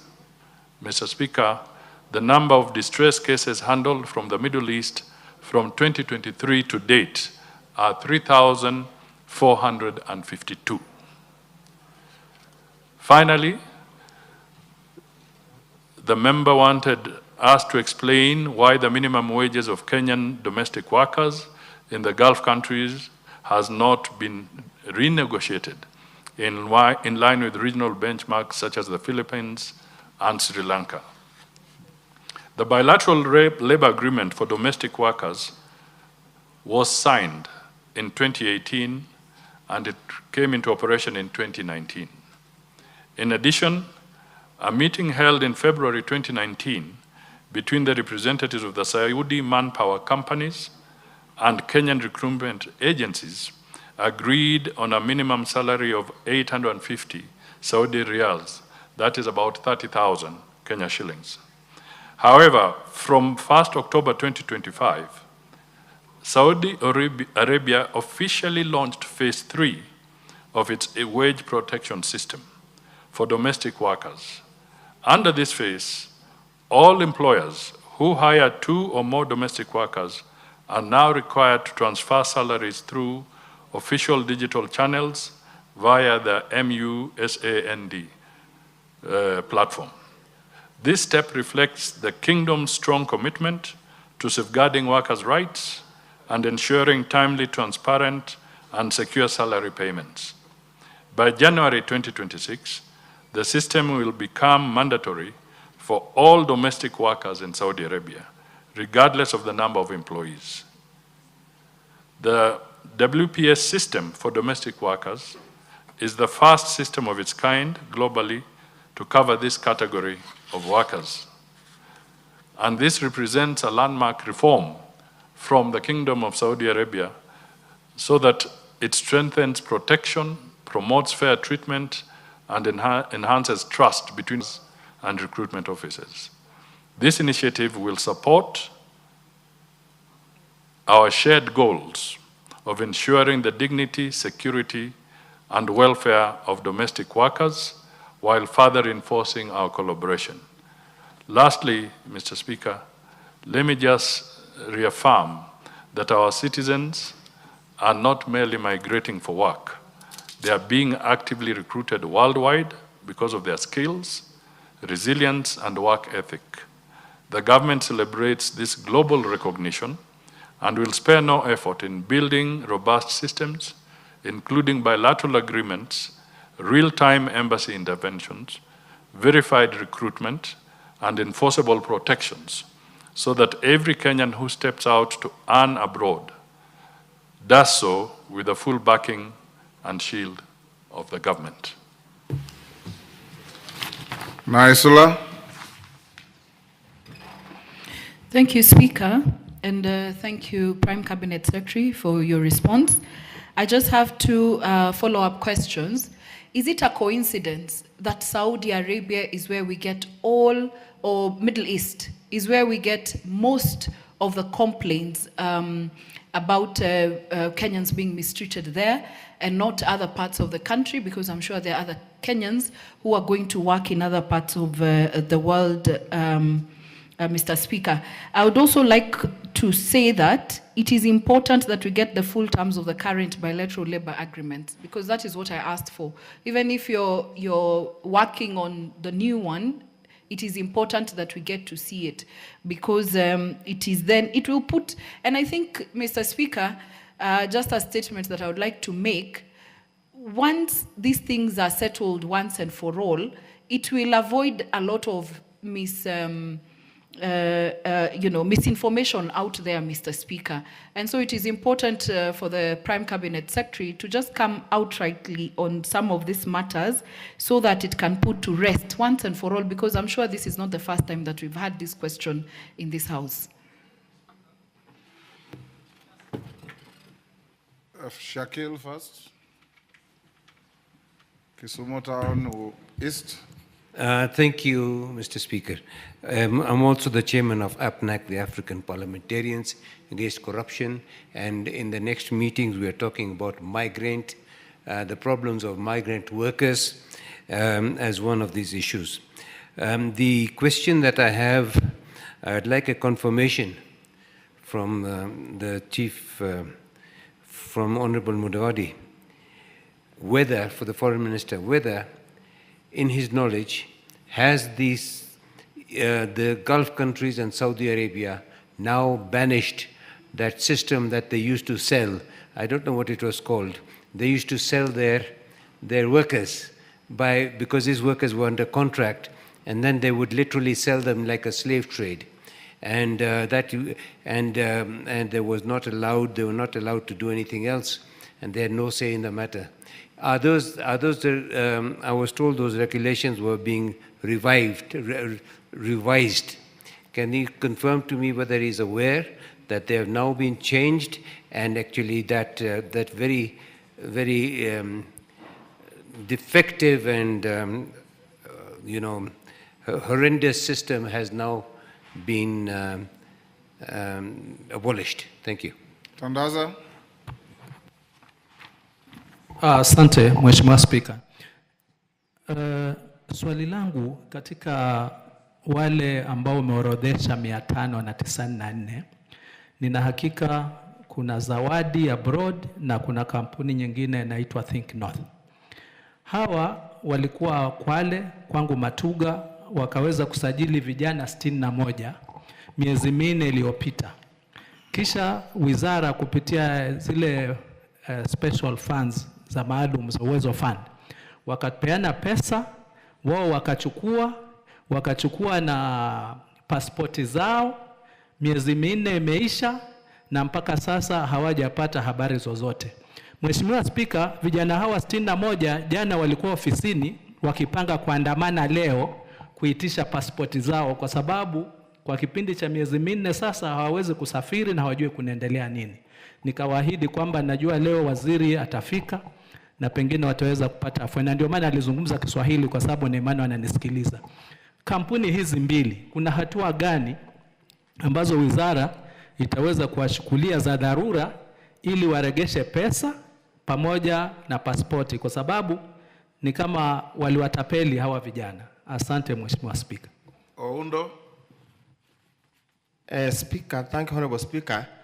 I just want to request the Prime Cabinet Secretary to clarify some two damaging articles that appeared in the New York Times in the course of this week. One reads, New York Times reveals Kenyans officials profiting from workers' abuse in Saudi Arabia, and they name the insurance companies and have got the details are extensive. Allow me not to quote because I'm not an author of the article. Secondly, there's also a similar article that reads, Kenya's key export used to be coffee, now it's cheap labor. Very demeaning statements. I just want to, the Prime Cabinet Secretary and be also the Minister of Foreign Affairs to clarify the veracity or the intensity or if there's any factual details about these two statements. Thank you. Waziri. Thank you, Mr. Speaker. Let me start with the issues raised by Honorable Oundo. First of all, I want to state that as a government, we take great exception to the articles that were purveyed by the New York Times and of course repeated or just reproduced by one of the local dailies.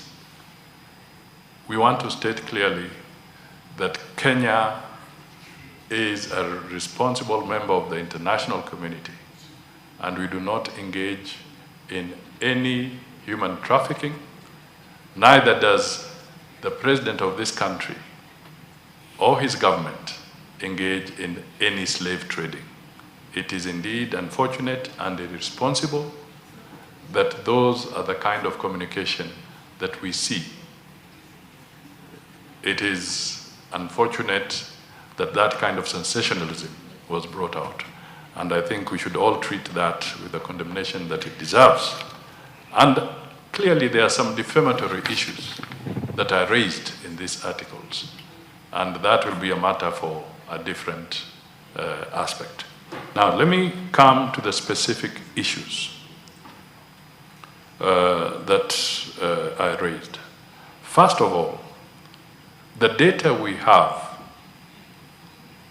is so clear, and labor, as they say, coffee and labor, comparing to coffee and labor, I think that is mischievous, because the earnings of coffee, tea, and others are known, the statistics are there, and the earnings are very high and they are growing.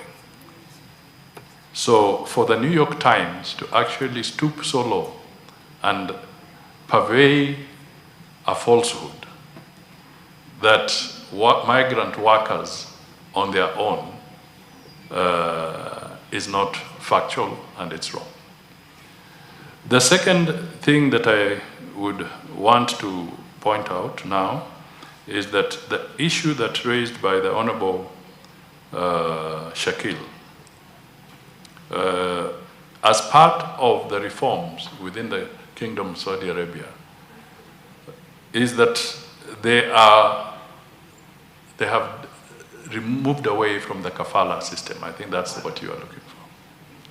And as we talk about improving the conditions and negotiating, and our teams are negotiating, we are sure that in the course of next year, as we conclude the negotiation of these bilateral agreements, the earnings of Kenyan migrant workers are going to be more in tandem and at par with other countries that had entered this specific area earlier.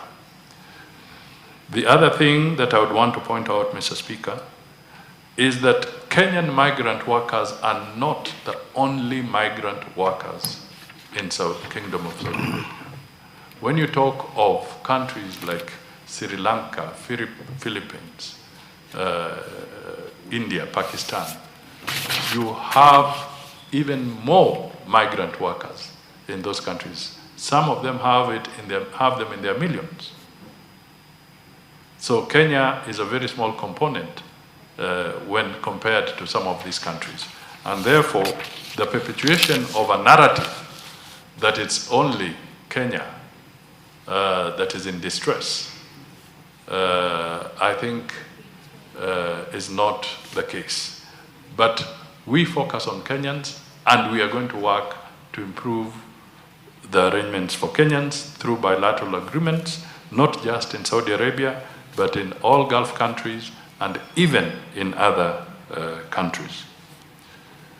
The youth that were in, from Matuga, I'll request that we get a little more detail from the Honorable Member so that these two companies can be put on immediate spotlight by the Ministry and the Department of Diaspora Affairs, and if there are any criminal activities, also by the agencies that deal with the criminal aspects, because we want clean and fair play for young Kenyans who are seeking opportunities abroad. Mr. Speaker, as to the labor agreement, I have no problem, Mr. Speaker, through your office. We can avail copies of the bilateral labor agreement so that they can... You can forward to my office. It will be circulated to the members. Thank you. Okay. We'll end there, honorable members, so that we go to the next business. Prime Cabinet Secretary, I think our engagement with you can end here. You are released to go back to your office, carry on with other duties. And please convey to your cabinet colleagues to take this house seriously. And we will sanction those who don't honor our invitations. So instructed, Mr. Speaker. Thank you. Thank you.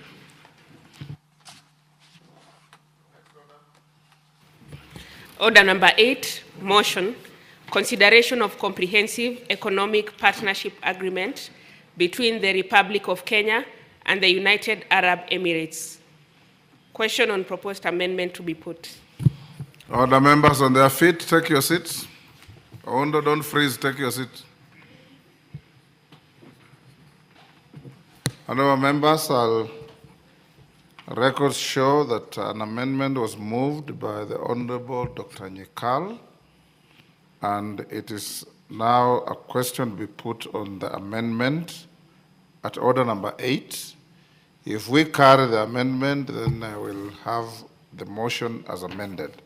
Now I put the question on the amendment at order number 9 motion, which is that the motion be amended by inserting the following words immediately after the phrase data for pharmaceutical products, and Article 213 non-tariff measures in relation to health products and technologies. That the consequential amendment be effected in the report thereof. As members of that opinion say aye. Aye. Those of the contrary opinion say nay. The ayes have it.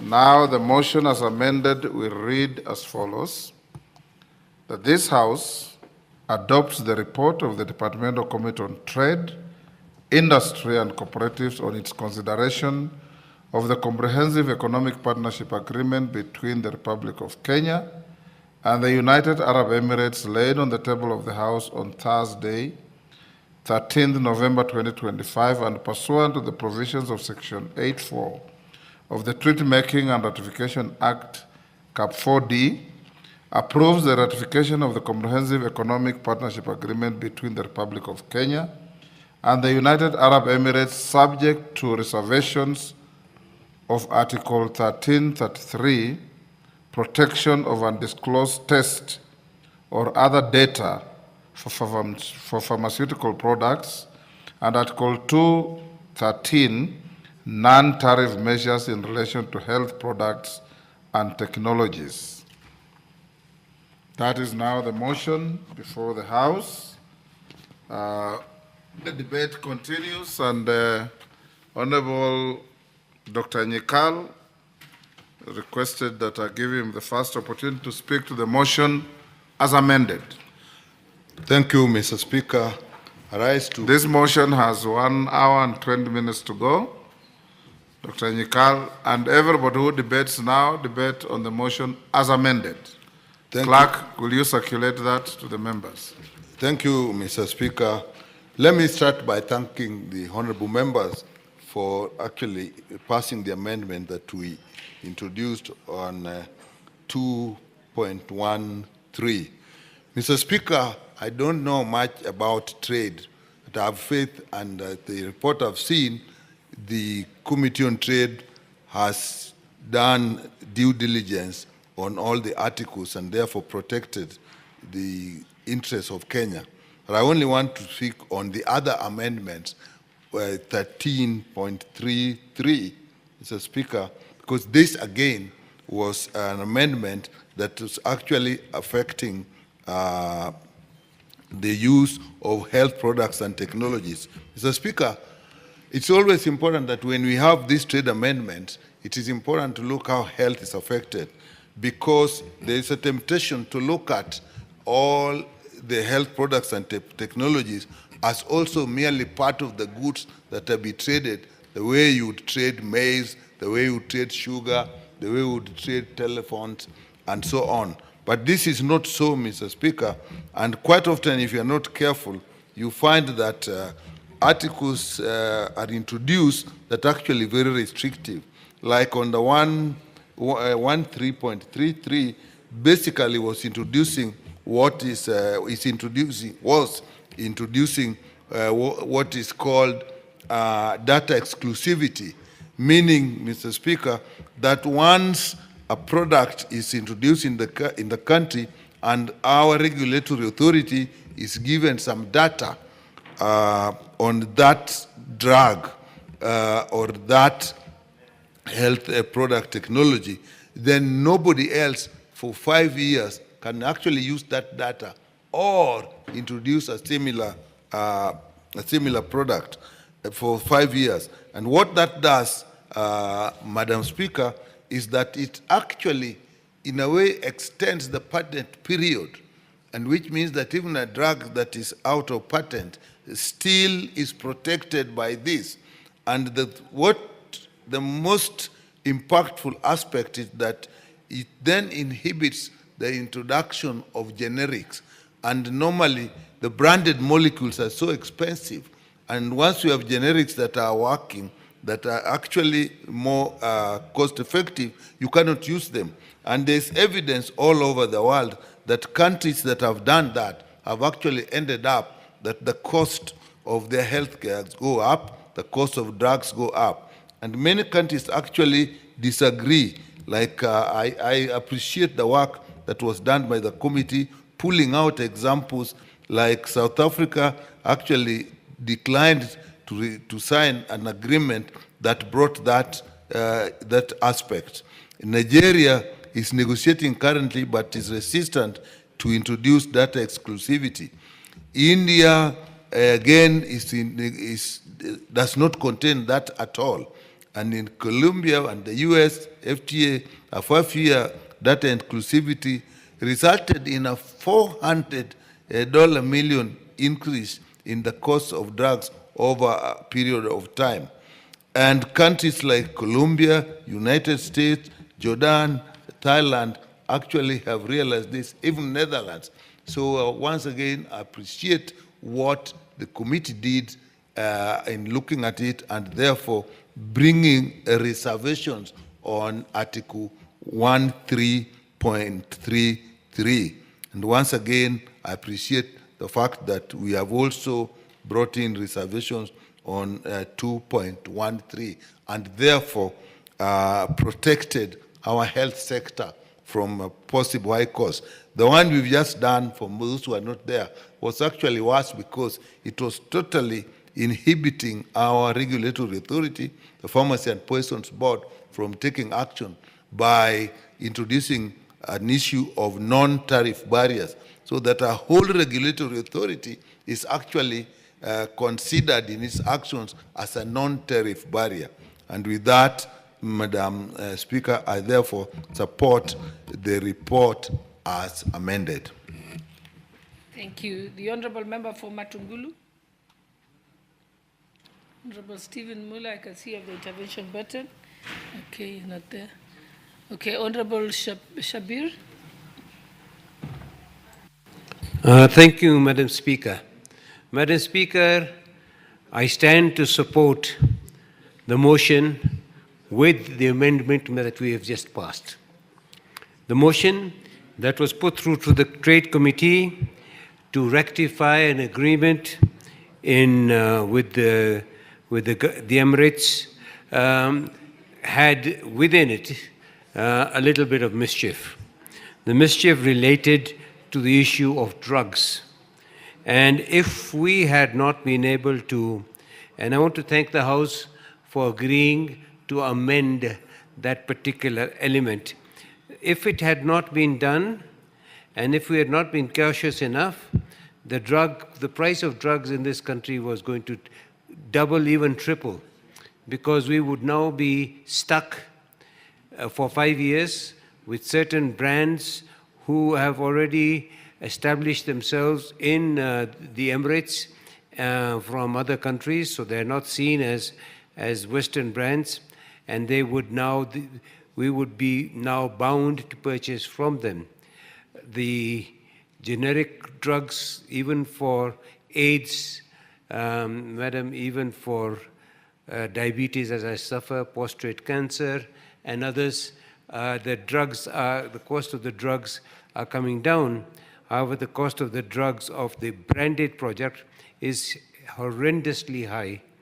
And it is very important that when we are making trade agreements with other countries, that we go through with a tooth comb in some of these things, because hidden within the various pages are some very, very oppressive terms. I want to refer particularly to the trade agreement we had, which was to be rectified with Britain in the last Parliament. And we had to stop that because we found that within the trade agreement, they had brought out an element of beet sugar, and that was going to affect our whole sugar industry very greatly. So, Madam Speaker, I want to thank my brother, Honorable Nikal, for flashing this out. I want to thank the ad hoc committee who've been looking at it, and the business caucus who brought this issue up. And I want to thank the Trade Committee for allowing us to make this particular amendment so that we can protect the interest of the poor, especially now, Madam Speaker, that we have difficulties on the question of medicine, and SHA is trying to solve some of those difficulties, as well as KEMSA. We were not, corruption, sometimes people work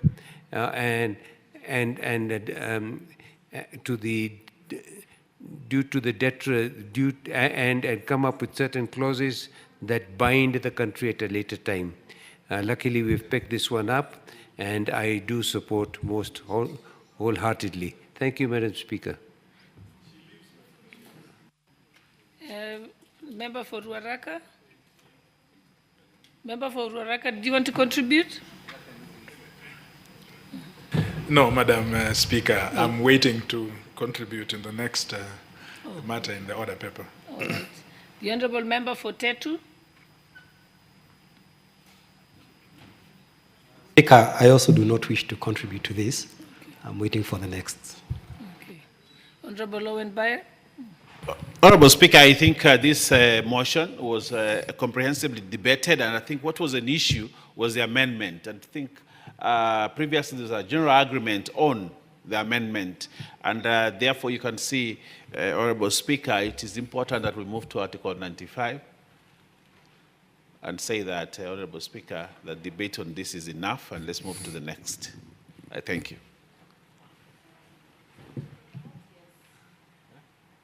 Mover? Who was the mover? Yeah, it's the mood of the House. Yes, Honourable Keitanya, are you the one? Yes. Honorable Speaker, yes, it was the one who tabled. So if it's the mood of the House, we can actually move. We can reply.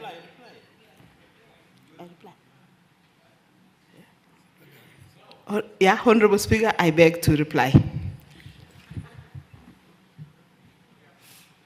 Okay, next order.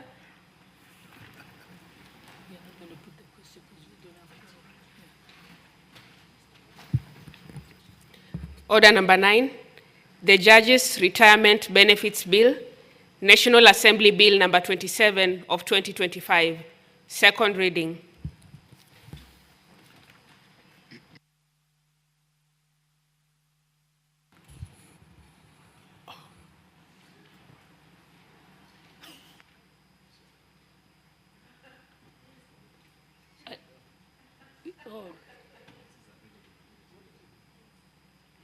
Is it the Justice and Legal Affairs Committee? Okay, let's proceed, Honorable Kajwa.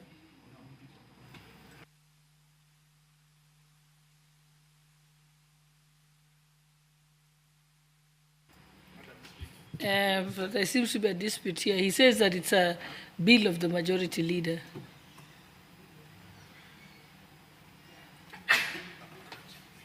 Why don't you agree or approach the bench and speak to each other?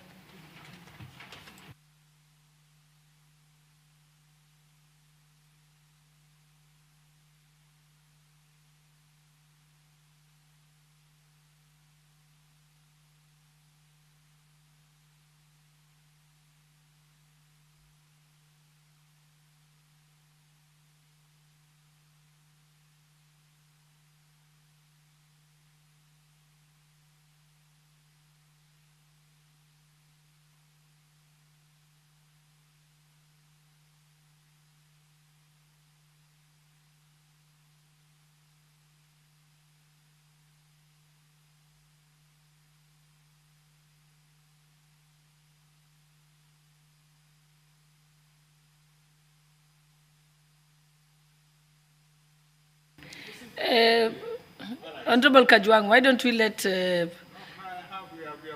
then you will be able, you'll contribute. Thank you. Okay, proceed, Honorable Owe. No, I want to say this, Honorable Speaker, and thank you. It's important to note that this is a bill of the majority leader, but it is also important that I give an opportunity to the Honorable Kajwang to move the bill, then I'll come in seconding, because of the committee, I think, has done a lot of work on this and may have a lot of experience on the matter. And therefore, I want to cede the floor to the Honorable Kajwang to move the motion. Thank you. Thank you, Madam Speaker. I thank you, Deputy Majority Leader, for that guidance. Madam Speaker, this is a very important bill, very, very important for the justice sector. We are discussing here the retirement of judges and the pension schemes. Ordinarily,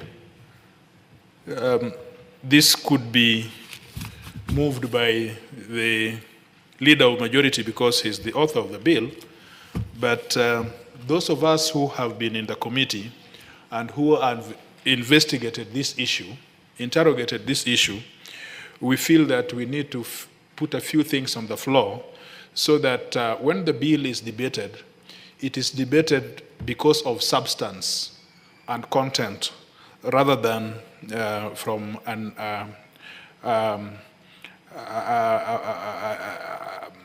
standpoint or a perspective of passion.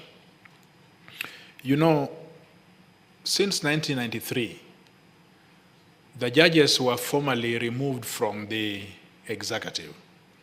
And all these years, there was the move to start the superannuation scheme, which therefore became what you call Superannuation Act. I think the citation itself is called Public Service Superannuation Scheme Act of 2021.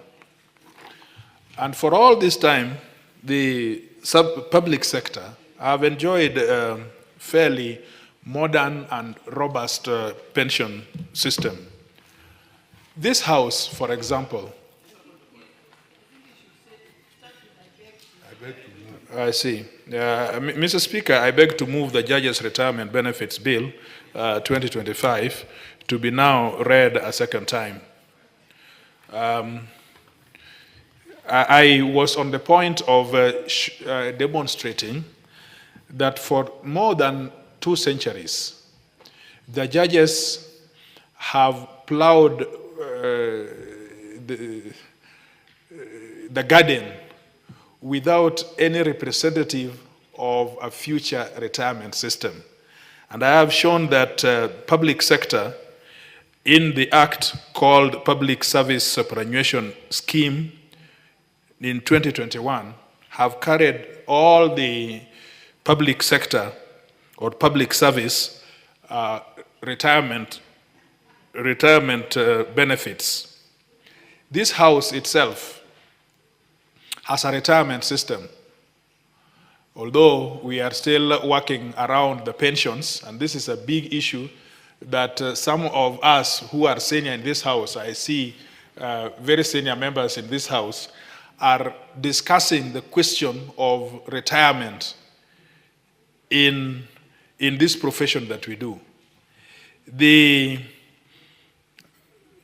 groups within the, this is an act with a very long name called, it's a long retirement name, but it comprises people in the Prime Minister's office, the President's office, Deputy President's office. They all have modern superannuation systems on retirement. Now, you know, a judge, his life is in the courts. Madam Speaker, you have worked in those corridors. There is no life other than the fact that they work in the court. They will do nothing else. They are not eligible for any contract. They cannot do anything for fees. Just like you and me, by the way, you and me, we are in this same thing. Nobody knows, nobody understands that we are not employable in any other thing. But the judges are in a more peculiar situation. You see, a judge works for, say, 30 years, and say retires at 70 years.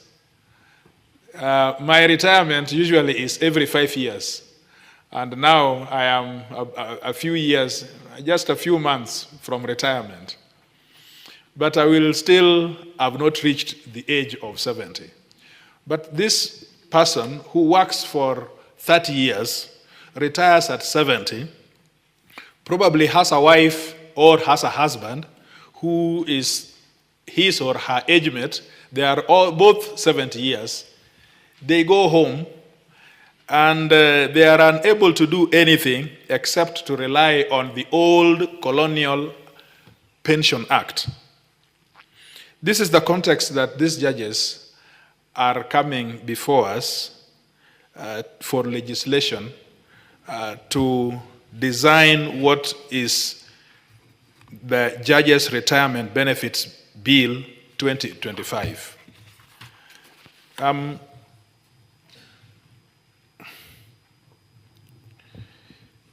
I want to travel with you through the bill. It's not a very difficult bill. It is just explaining various provisions. And I want to explain that in every of these provisions that we get here, the judges have what is a very reasonable proposals before us. In part 1, it's definitions and the scope of the bill. Part 2 is defined benefits with minimum qualifying service of 10 years. In other words, a judge who serves 10 years becomes eligible under this bill or under the act when it is passed.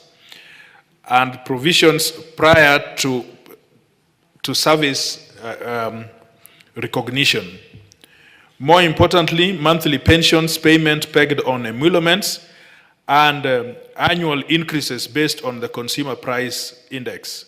The last one is additional non-pension benefits such as transport allowance medical cover, diplomatic passports, lounge access, and so on. In part 3, the bill proposes a defined contribution scheme. This is very progressive. It is defined contribution scheme which is as progressive as the one which has been designed for this House by Parliamentary Service Commission. And so it establishes the fund, Judges Retirement Benefits Funds, and provides for a board of trustees and contribution rates. So it allows judges to contribute, and then the employer would then contribute in turn. I think this is where the world over is turning. Now, Part 4 grants non-pension benefits, such as medical insurance and privileges to judges and so on.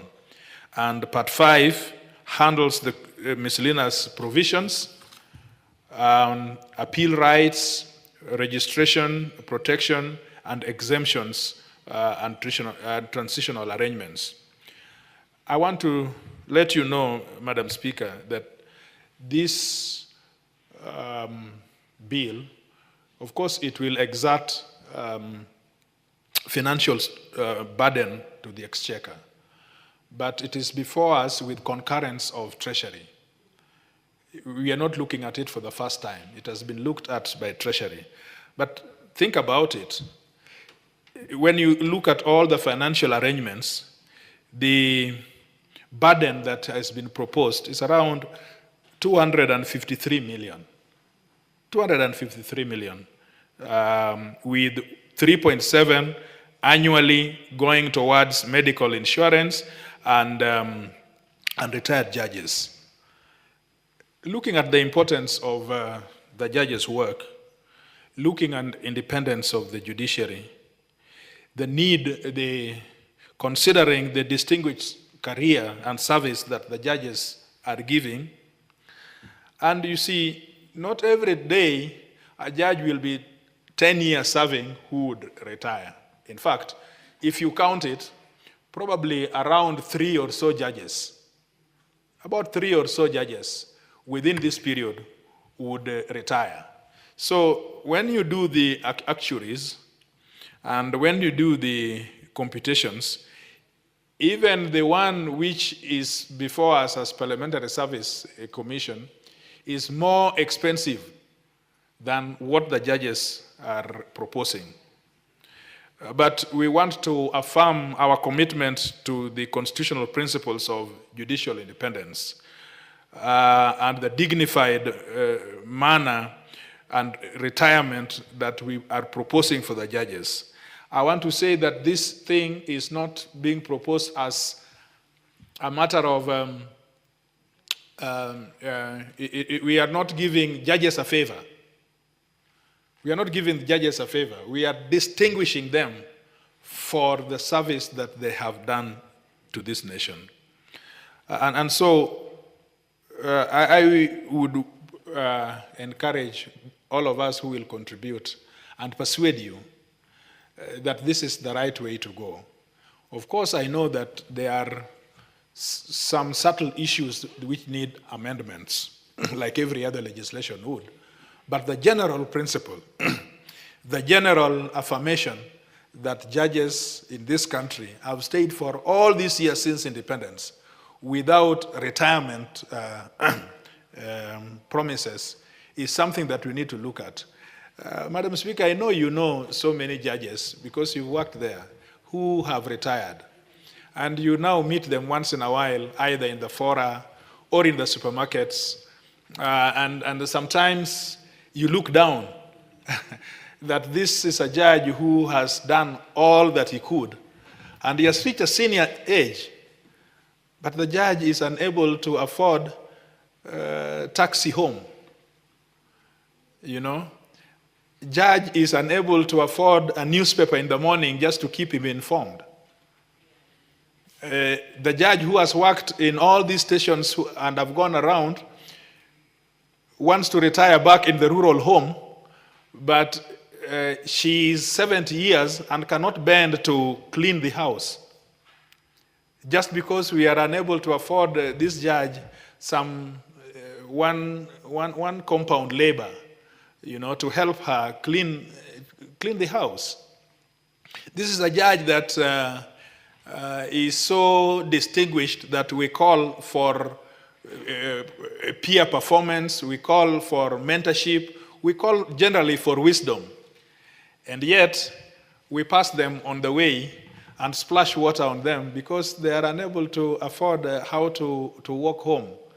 And so we encourage mental, encourage mental instability amongst these senior people. We also make some of them who are younger fear what will become of them when they have finished this. So the other thing which I want to show is that the judges, the magistrates have a very active and robust retirement program set by legislation. So you see, the judges, the registrars, and all those other people who are working in the judiciary are benefiting from a system that has been packaged by this House. Yet the judges themselves, for some reason, have been ignored.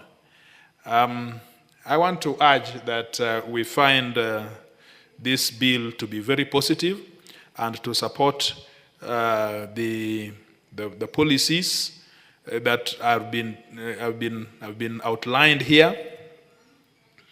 And so I move. Thank you very much. May I ask my very good friend, Madam Marianne, Honorable Marianne, to second.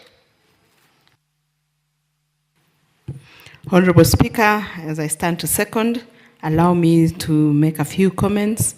That this bill seeks to provide for the pension and other retirement benefits of judges of the superior courts, and in accordance with the Standing Order 127.1, the bill, which was committed to the Departmental Committee of Justice and Legal Affairs Committee for consideration, has also observed that the pension arrangement for the judges is currently prescribed under the Pensions Act of Cap 189, just like Honorable T.J. Kajwang has mentioned.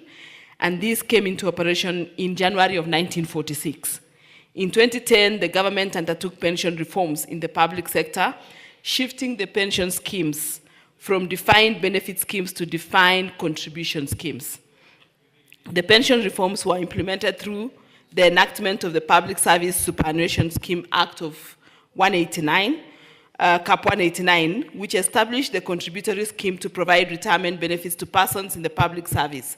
However, this act does not apply to persons appointed as judges, and additionally, the pension for the Chief Justice and the Deputy Chief Justice is regulated by the retirement benefits, just like the Deputy President and designated state officers under Cap 197B.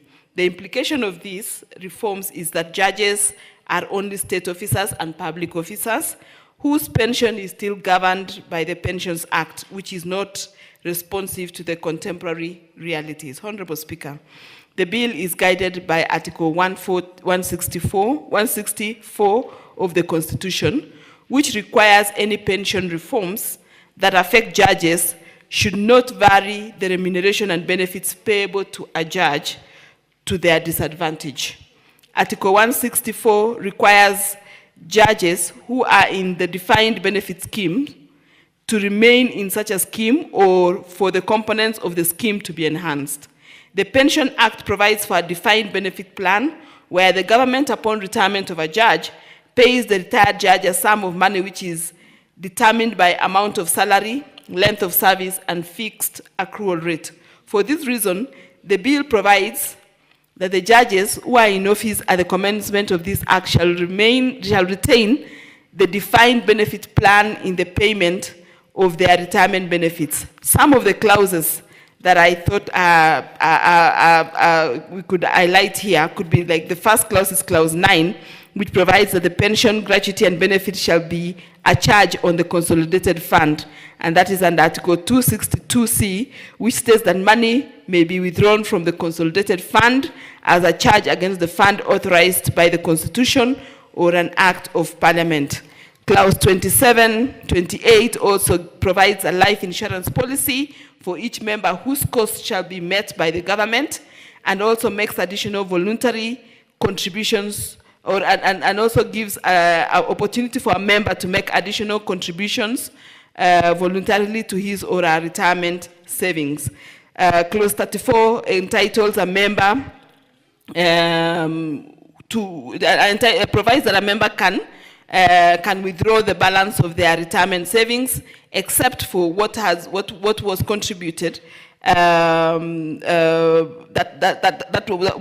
cannot be withdrawn except for what is voluntarily contributed, and the others will be only available upon retirement. Section 55 provides for additional benefits, including a medical cover, a diplomatic passport, and access to government lounges when a judge has retired, because these are members of society who have really served this country, and they actually require to be given those kind of benefits. Honorable Speaker, for the judges who are appointed in offices after the commencement of this act, the bill provides that the judge shall derive their retirement benefits from contributions made by the judge and the government into the judge's benefits fund. Honorable Speaker, this will be a transition to a defined contributory scheme. This is keeping with the policy. Mwatu yeko, emo kuna yamana kio kula. Ay. Kumbe watu walihamia kutoka Mwingi wakaja huku. Asanteni. Kwa hivyo kwa kifupi mmesikia habari. Habari ni kwamba uchaguzi wa kesho kutwa, ni kesho, wiki ijayo, umesababishwa na wizi wa kura zenu. Aliyeibiwa sio Stanley peke yake, ni nyinyi, nia zenu, azma yenu, mafikira yenu mema, mkaibiwa. Kwa hivyo ni wakati wa kuregesha heshima. Lakini mkiibiwa mara ya pili, hiyo itakuwa mambo ya ajabu. Na tumeulizwa tuhakikishe kwamba hamtaibiwa. Mko tayari kulinda kura? Mko tayari? Niwaonyeshe njia ya kulinda. Vijana mpo? Nyinyi mtatoka saa ngapi kuja kupiga kura? Ate saa ngapi? Saa 10. Mmechelewa, kura itaibiwa. Nyinyi mwezenzo ngoko ya azia ya mbe. Mufike hapa. Vijana mpike. Muhakikishe masanduku ikiingia. Hiyo masanduku kwanza unaangalia yule returning officer. Na munisikilize. Na wewe Mheshimiwa Kenga, hakikisha wale maagent wako ni vijana jinsi ikiwezekana, ambao hawezi kuibiwa, hawezi kuongwa, because hawa jamaa wamepata na tumbo joto. Wanajaribu kila, unasikia sasa hata wazee wa vijiji wanatafutwa, wanapatiwa 100,000 wafanye lolote lile. Lakini Kenya yote inaangazia macho yake hapa. Nyinyi watu wa Marereni, watu wa Magarini, mjue kwamba Kenya inawategemeeni nyinyi, kwa sababu mkiibiwa mara ya pili wataanza kusema hata William Ruto ataiba. Na tunajua yeye ako na ujasiri wa wizi wa kila kitu. Mashamba, kura, anaanza na kura. Aliibia mimi na Raila mara 2. 2013. Tukaenda mpaka kwa mahakama, hatukufanikiwa kama Stanley Kenga. Tukaenda mpaka mahakama kuu, tukaambiwa hata nilienda na beba makaratasi na wheelbarrow ile ya Ruto. Makaratasi ukiangalia ile ilipeleka kule kwa Supreme Court, wheelbarrow ile ya Ruto. Ushahidi mkubwa. Lakini mahakama ikasema we don't have time. Wakatuibia. 2017 mimi na Raila tena wakatuibia tena. Kwa hivyo nyinyi watu hapa lazima muokoe Kenya nzima. Mkikataa kuibiwa, mtakuwa mmeokoa Kenya nzima. Tukaibiwa tena, tukaenda kwa mahakama ikakubaliana na sisi kura zirejeshewe, zirudi. Lakini tukaangalia uwanja huko laini kama huwa Marereni, tukasema hakuna haja. 2022 nikamwambia Raila, sasa kwa sababu hawa watu wamezoea ngoja mimi nirudi nyuma, tuchukue mtu wa Mrima. Kachukua Martha Karua. Nikamwambia mimi itawasukuma. Jameni, nimechoka. Kujaribu kuweka Raila president wa Kenya limekuwa jambo kubwa. Kisha Raila amelala na wizi wa kura zake kwa mafikira yake na damu yake. Na hao waliokuwa wanamuibia wanaenda kwa mazishi yake na kujigamba wao ni mtu yao. Wanamtunuko hata heshima ile kubwa sana ya Chief of the Golden Heart. Unapatia Raila Chief of Golden Heart na hako pale futi 6. Hiyo ni aibu ama si aibu? Ni madharau si madharau? Kwa hivyo watu wa Kenya wako na sababu moja sana. Na ndio sisi jana na leo tukasema lazima Mungu atujalie tuje tuangalieni, tuzungumze, tuamue hata wakileta pesa ngapi.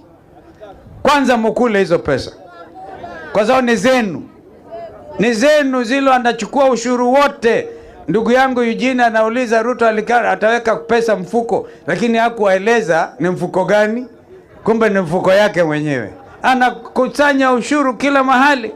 Anauza makampuni ya nchi ya umma yote kila mahali, kila kuchao.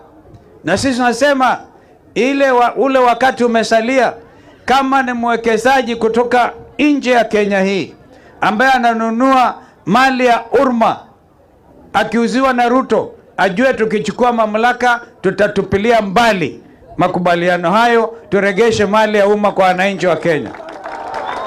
Kwa hivyo wasidhubutu, itakuwa ni kazi bure. Na kwa hivyo hata leo walimu wa Kenya wengi anasema nimeajiri walimu zaidi ya 700,000, lakini 20,000 ya hawa ni intern, watoto ambao nao wamemaliza mwaka moja, badala wakamilishwe wapatiwe permanent and pensionable terms. Ruto anakataa, anataka waende nyumbani. Tunawaambia hapa kutoka Marereni, kwanza hawa ni watoto wa Kenya, 20,000 interns mara moja wapatiwe barua za kuhakikisha kwamba they are permanent and pensionable. Alafu tusonge mbele, wakishindwa tutaajiri watoto wetu. Tuna njia nzuri kabisa ya kuhakikisha mipangilio yetu ya serikali ijayo itakuwa ni ya kunufaisha watu wa Magarini, watu wa Kenya nzima. Hakutakuwa na ulaghai. Wakenya wamechoka na ulaghai. Ndio watoto wetu mwaka jana wakaenda kwa maandamano, wakauawa. Rais Ruto anasema wapigwe risasi miguu. Hebu niambie dunia nzima, umewahi kusikia kiongozi akisema watoto wake wapigwe risasi miguu? Mmoja akapigwa kutoka Machakos, wa kwanza kuangushwa na risasi ya serikali ya Ruto, Rex Masai. Alipigwa risasi mguu akafa. Wengine zaidi 70 wakafa. Mwaka 23 wengine 75 walikufa. Yaani hawa ni watu wanaamini kuua watu ni kama tu kazi rahisi zaidi. Kwa hivyo lazima tuwakomeshe, na tukomeshe kutoka hapa. Ishara itakayotoka Magarini Alhamisi ijayo iwe ni ishara ya ukombozi wa nchi. Mko tayari kukomboa nchi yenu? Mko tayari kukomboa nchi? Hii haitakuwa kura ya kawaida. Hii hawezi kuwa ya kawaida, ni ya kukomboa nchi. Ukikubali kuibiwa mara ya pili, hata wewe unaonekana unamtakuwa mtu wa kuibiwa tu. Umeona vijana wamekuja hapa, viongozi wamekuja, tumekuwa na msiuziwe uoga. Yaani machief, I want to thank retired senior chief na wale wengine. Wazee wa vijiji, msiogope hawa watu. Kenya nzima imewawacha. Ruto alikuwa tu akidhani ati Wajaluo watampigia kura. Wajaluo ni werefu zaidi. Wamejua wewe unaibia baba mara 2. Alafu unakuja kumzindikiza hapa na kusema unaweza kumurithi. Haiwezekani. Hiyo tu ndiye peke yake. Hata kwa Kalenjin upande wa Baringo, kama angekubali Senator Gideon Moi apeleke makaratasi, mtu audi hii angekuwa ameshindwa next week. Ndio sababu akajaribu kumharibia sifa Gideon Moi. Hata sasa watu wanalia. Watu wa Baringo, watu wa Kericho, Kwanza Kericho walikuwa mstari wa mbele kufanya maandamano. Jamaa hata kwao ameachiliwa kwa sababu watu wa Kalenjin wataki kuonekana mtu anawaharibia sifa. Akiiba anachukua hiyo pesa, anachukua peke yake. Kwa hivyo watu wanasema hatutaki maneno. Kwa hivyo naomba tu tusikilizane, tushikamane, tuanze hii safari pamoja Alhamisi ijayo ya kukomboa Magarini. Mkikomboa Magarini, Kenya nzima itakuwa wazi. Wangapi wako tayari? Ngoja basi tuweke ile drone. Iko wapi hiyo drone? Nataka ipeleke. Tuongee na Ruto directly. Mahali yuko. Uko nayo drone yako? Iko wapi hiyo drone? Kama hakuna tuambie. Nikisema Harambee, iko hiyo? Harambee one time. Harambee. Harambee. Tuelekeze hata kama hakuna drone kwa yule mtu. Harambee. Wewe Ruto. Wewe Ruto. Wewe Kasongo. Wewe Kasongo. Amepata habari.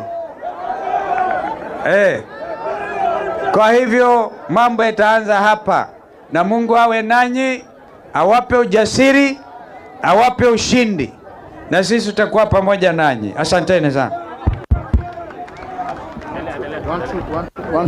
One, two. Asante sana. Wapi makofi ya Mheshimiwa Kalonzo Musyoka? Haya basi, sasa turuhusu wageni wetu watoke, alafu mimi mwenyeji nibaki niangalie maneno yenu inakaa aje, si ndio? Acha wageni watoke kwa utaratibu kabisa, lakini Mheshimiwa Kasheri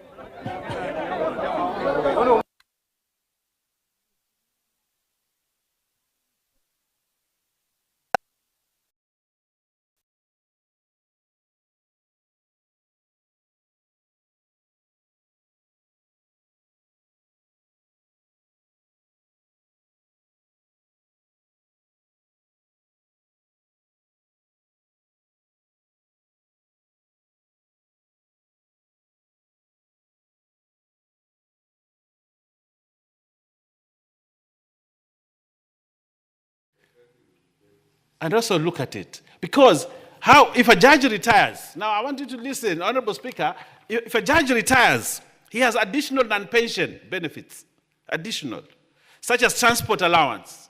You don't get transport allowance when you retire. Medical cover. We have to pay for our post-service. Diplomatic passport. And launch access. Honorable Speaker, give me 3 minutes. I need to finish a few things. So this is good precedent, Honorable Speaker, because it allows us also one day to get there. Honorable Speaker, part 3, it addresses judges appointed after the commencement. Or a few more minutes, Honorable Speaker.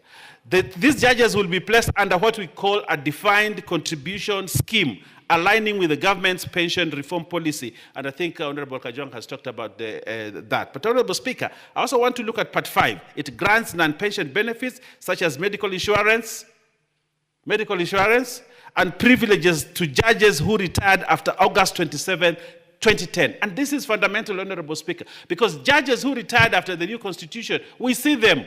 We see what they do. But immediately we pass this, Honorable Speaker, these judges will be resurrected.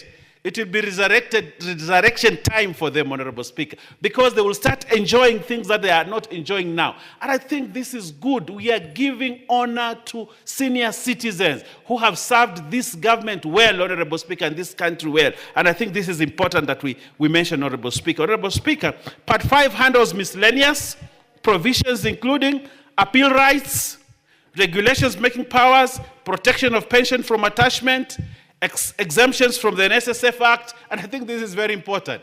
That a judge who has retired and getting pension emoluments, Honorable Speaker, his money will not go through the NSSF Act and transitional arrangements. Honorable Speaker, 253.5 million, Honorable Speaker, with Kenya shillings 3.7 million annually going towards medical premiums for retired judges. Honorable Speaker, this is groundbreaking law. Honorable Speaker. And I want to speak to the judges in this country. Honorable Speaker, we have a good retirement package for judges. And it is unprecedented, like my friend TJ Kajwang is saying, it is unprecedented. And this is important. And as we prepare to give them this kind of package, these judges, we want them to be diligent at their work, to actually now know the state will take care of you post-retirement. Very well, Honorable Speaker. And this is a good thing that we are doing for our country, for the country, and for God, Honorable Speaker. A judge who has sat long hours on the bench, writing long judgment, burning the midnight oil, Honorable Speaker. We only ask for more from them. It is said in the Bible, for whoever much is given, more is expected of them. As we give these judges this good retirement package, we expect more from them. Never again shall we have list of shame of judges. Never again should we have a situation where lawyers, prominent lawyers, do not want to become judges because they will die poor people, Honorable Speaker. It is time that we accentuate the position of being a judge, a justice in this country, so that, Honorable, even those great minds that sit in the bar, Honorable Speaker, can now want to join the bench because after retirement, there is Christmas. I thank you, Honorable Speaker.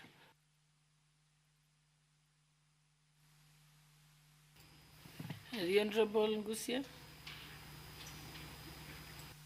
Speaker, I would like to request you give the next person as I read the bill. Hello, Caroli.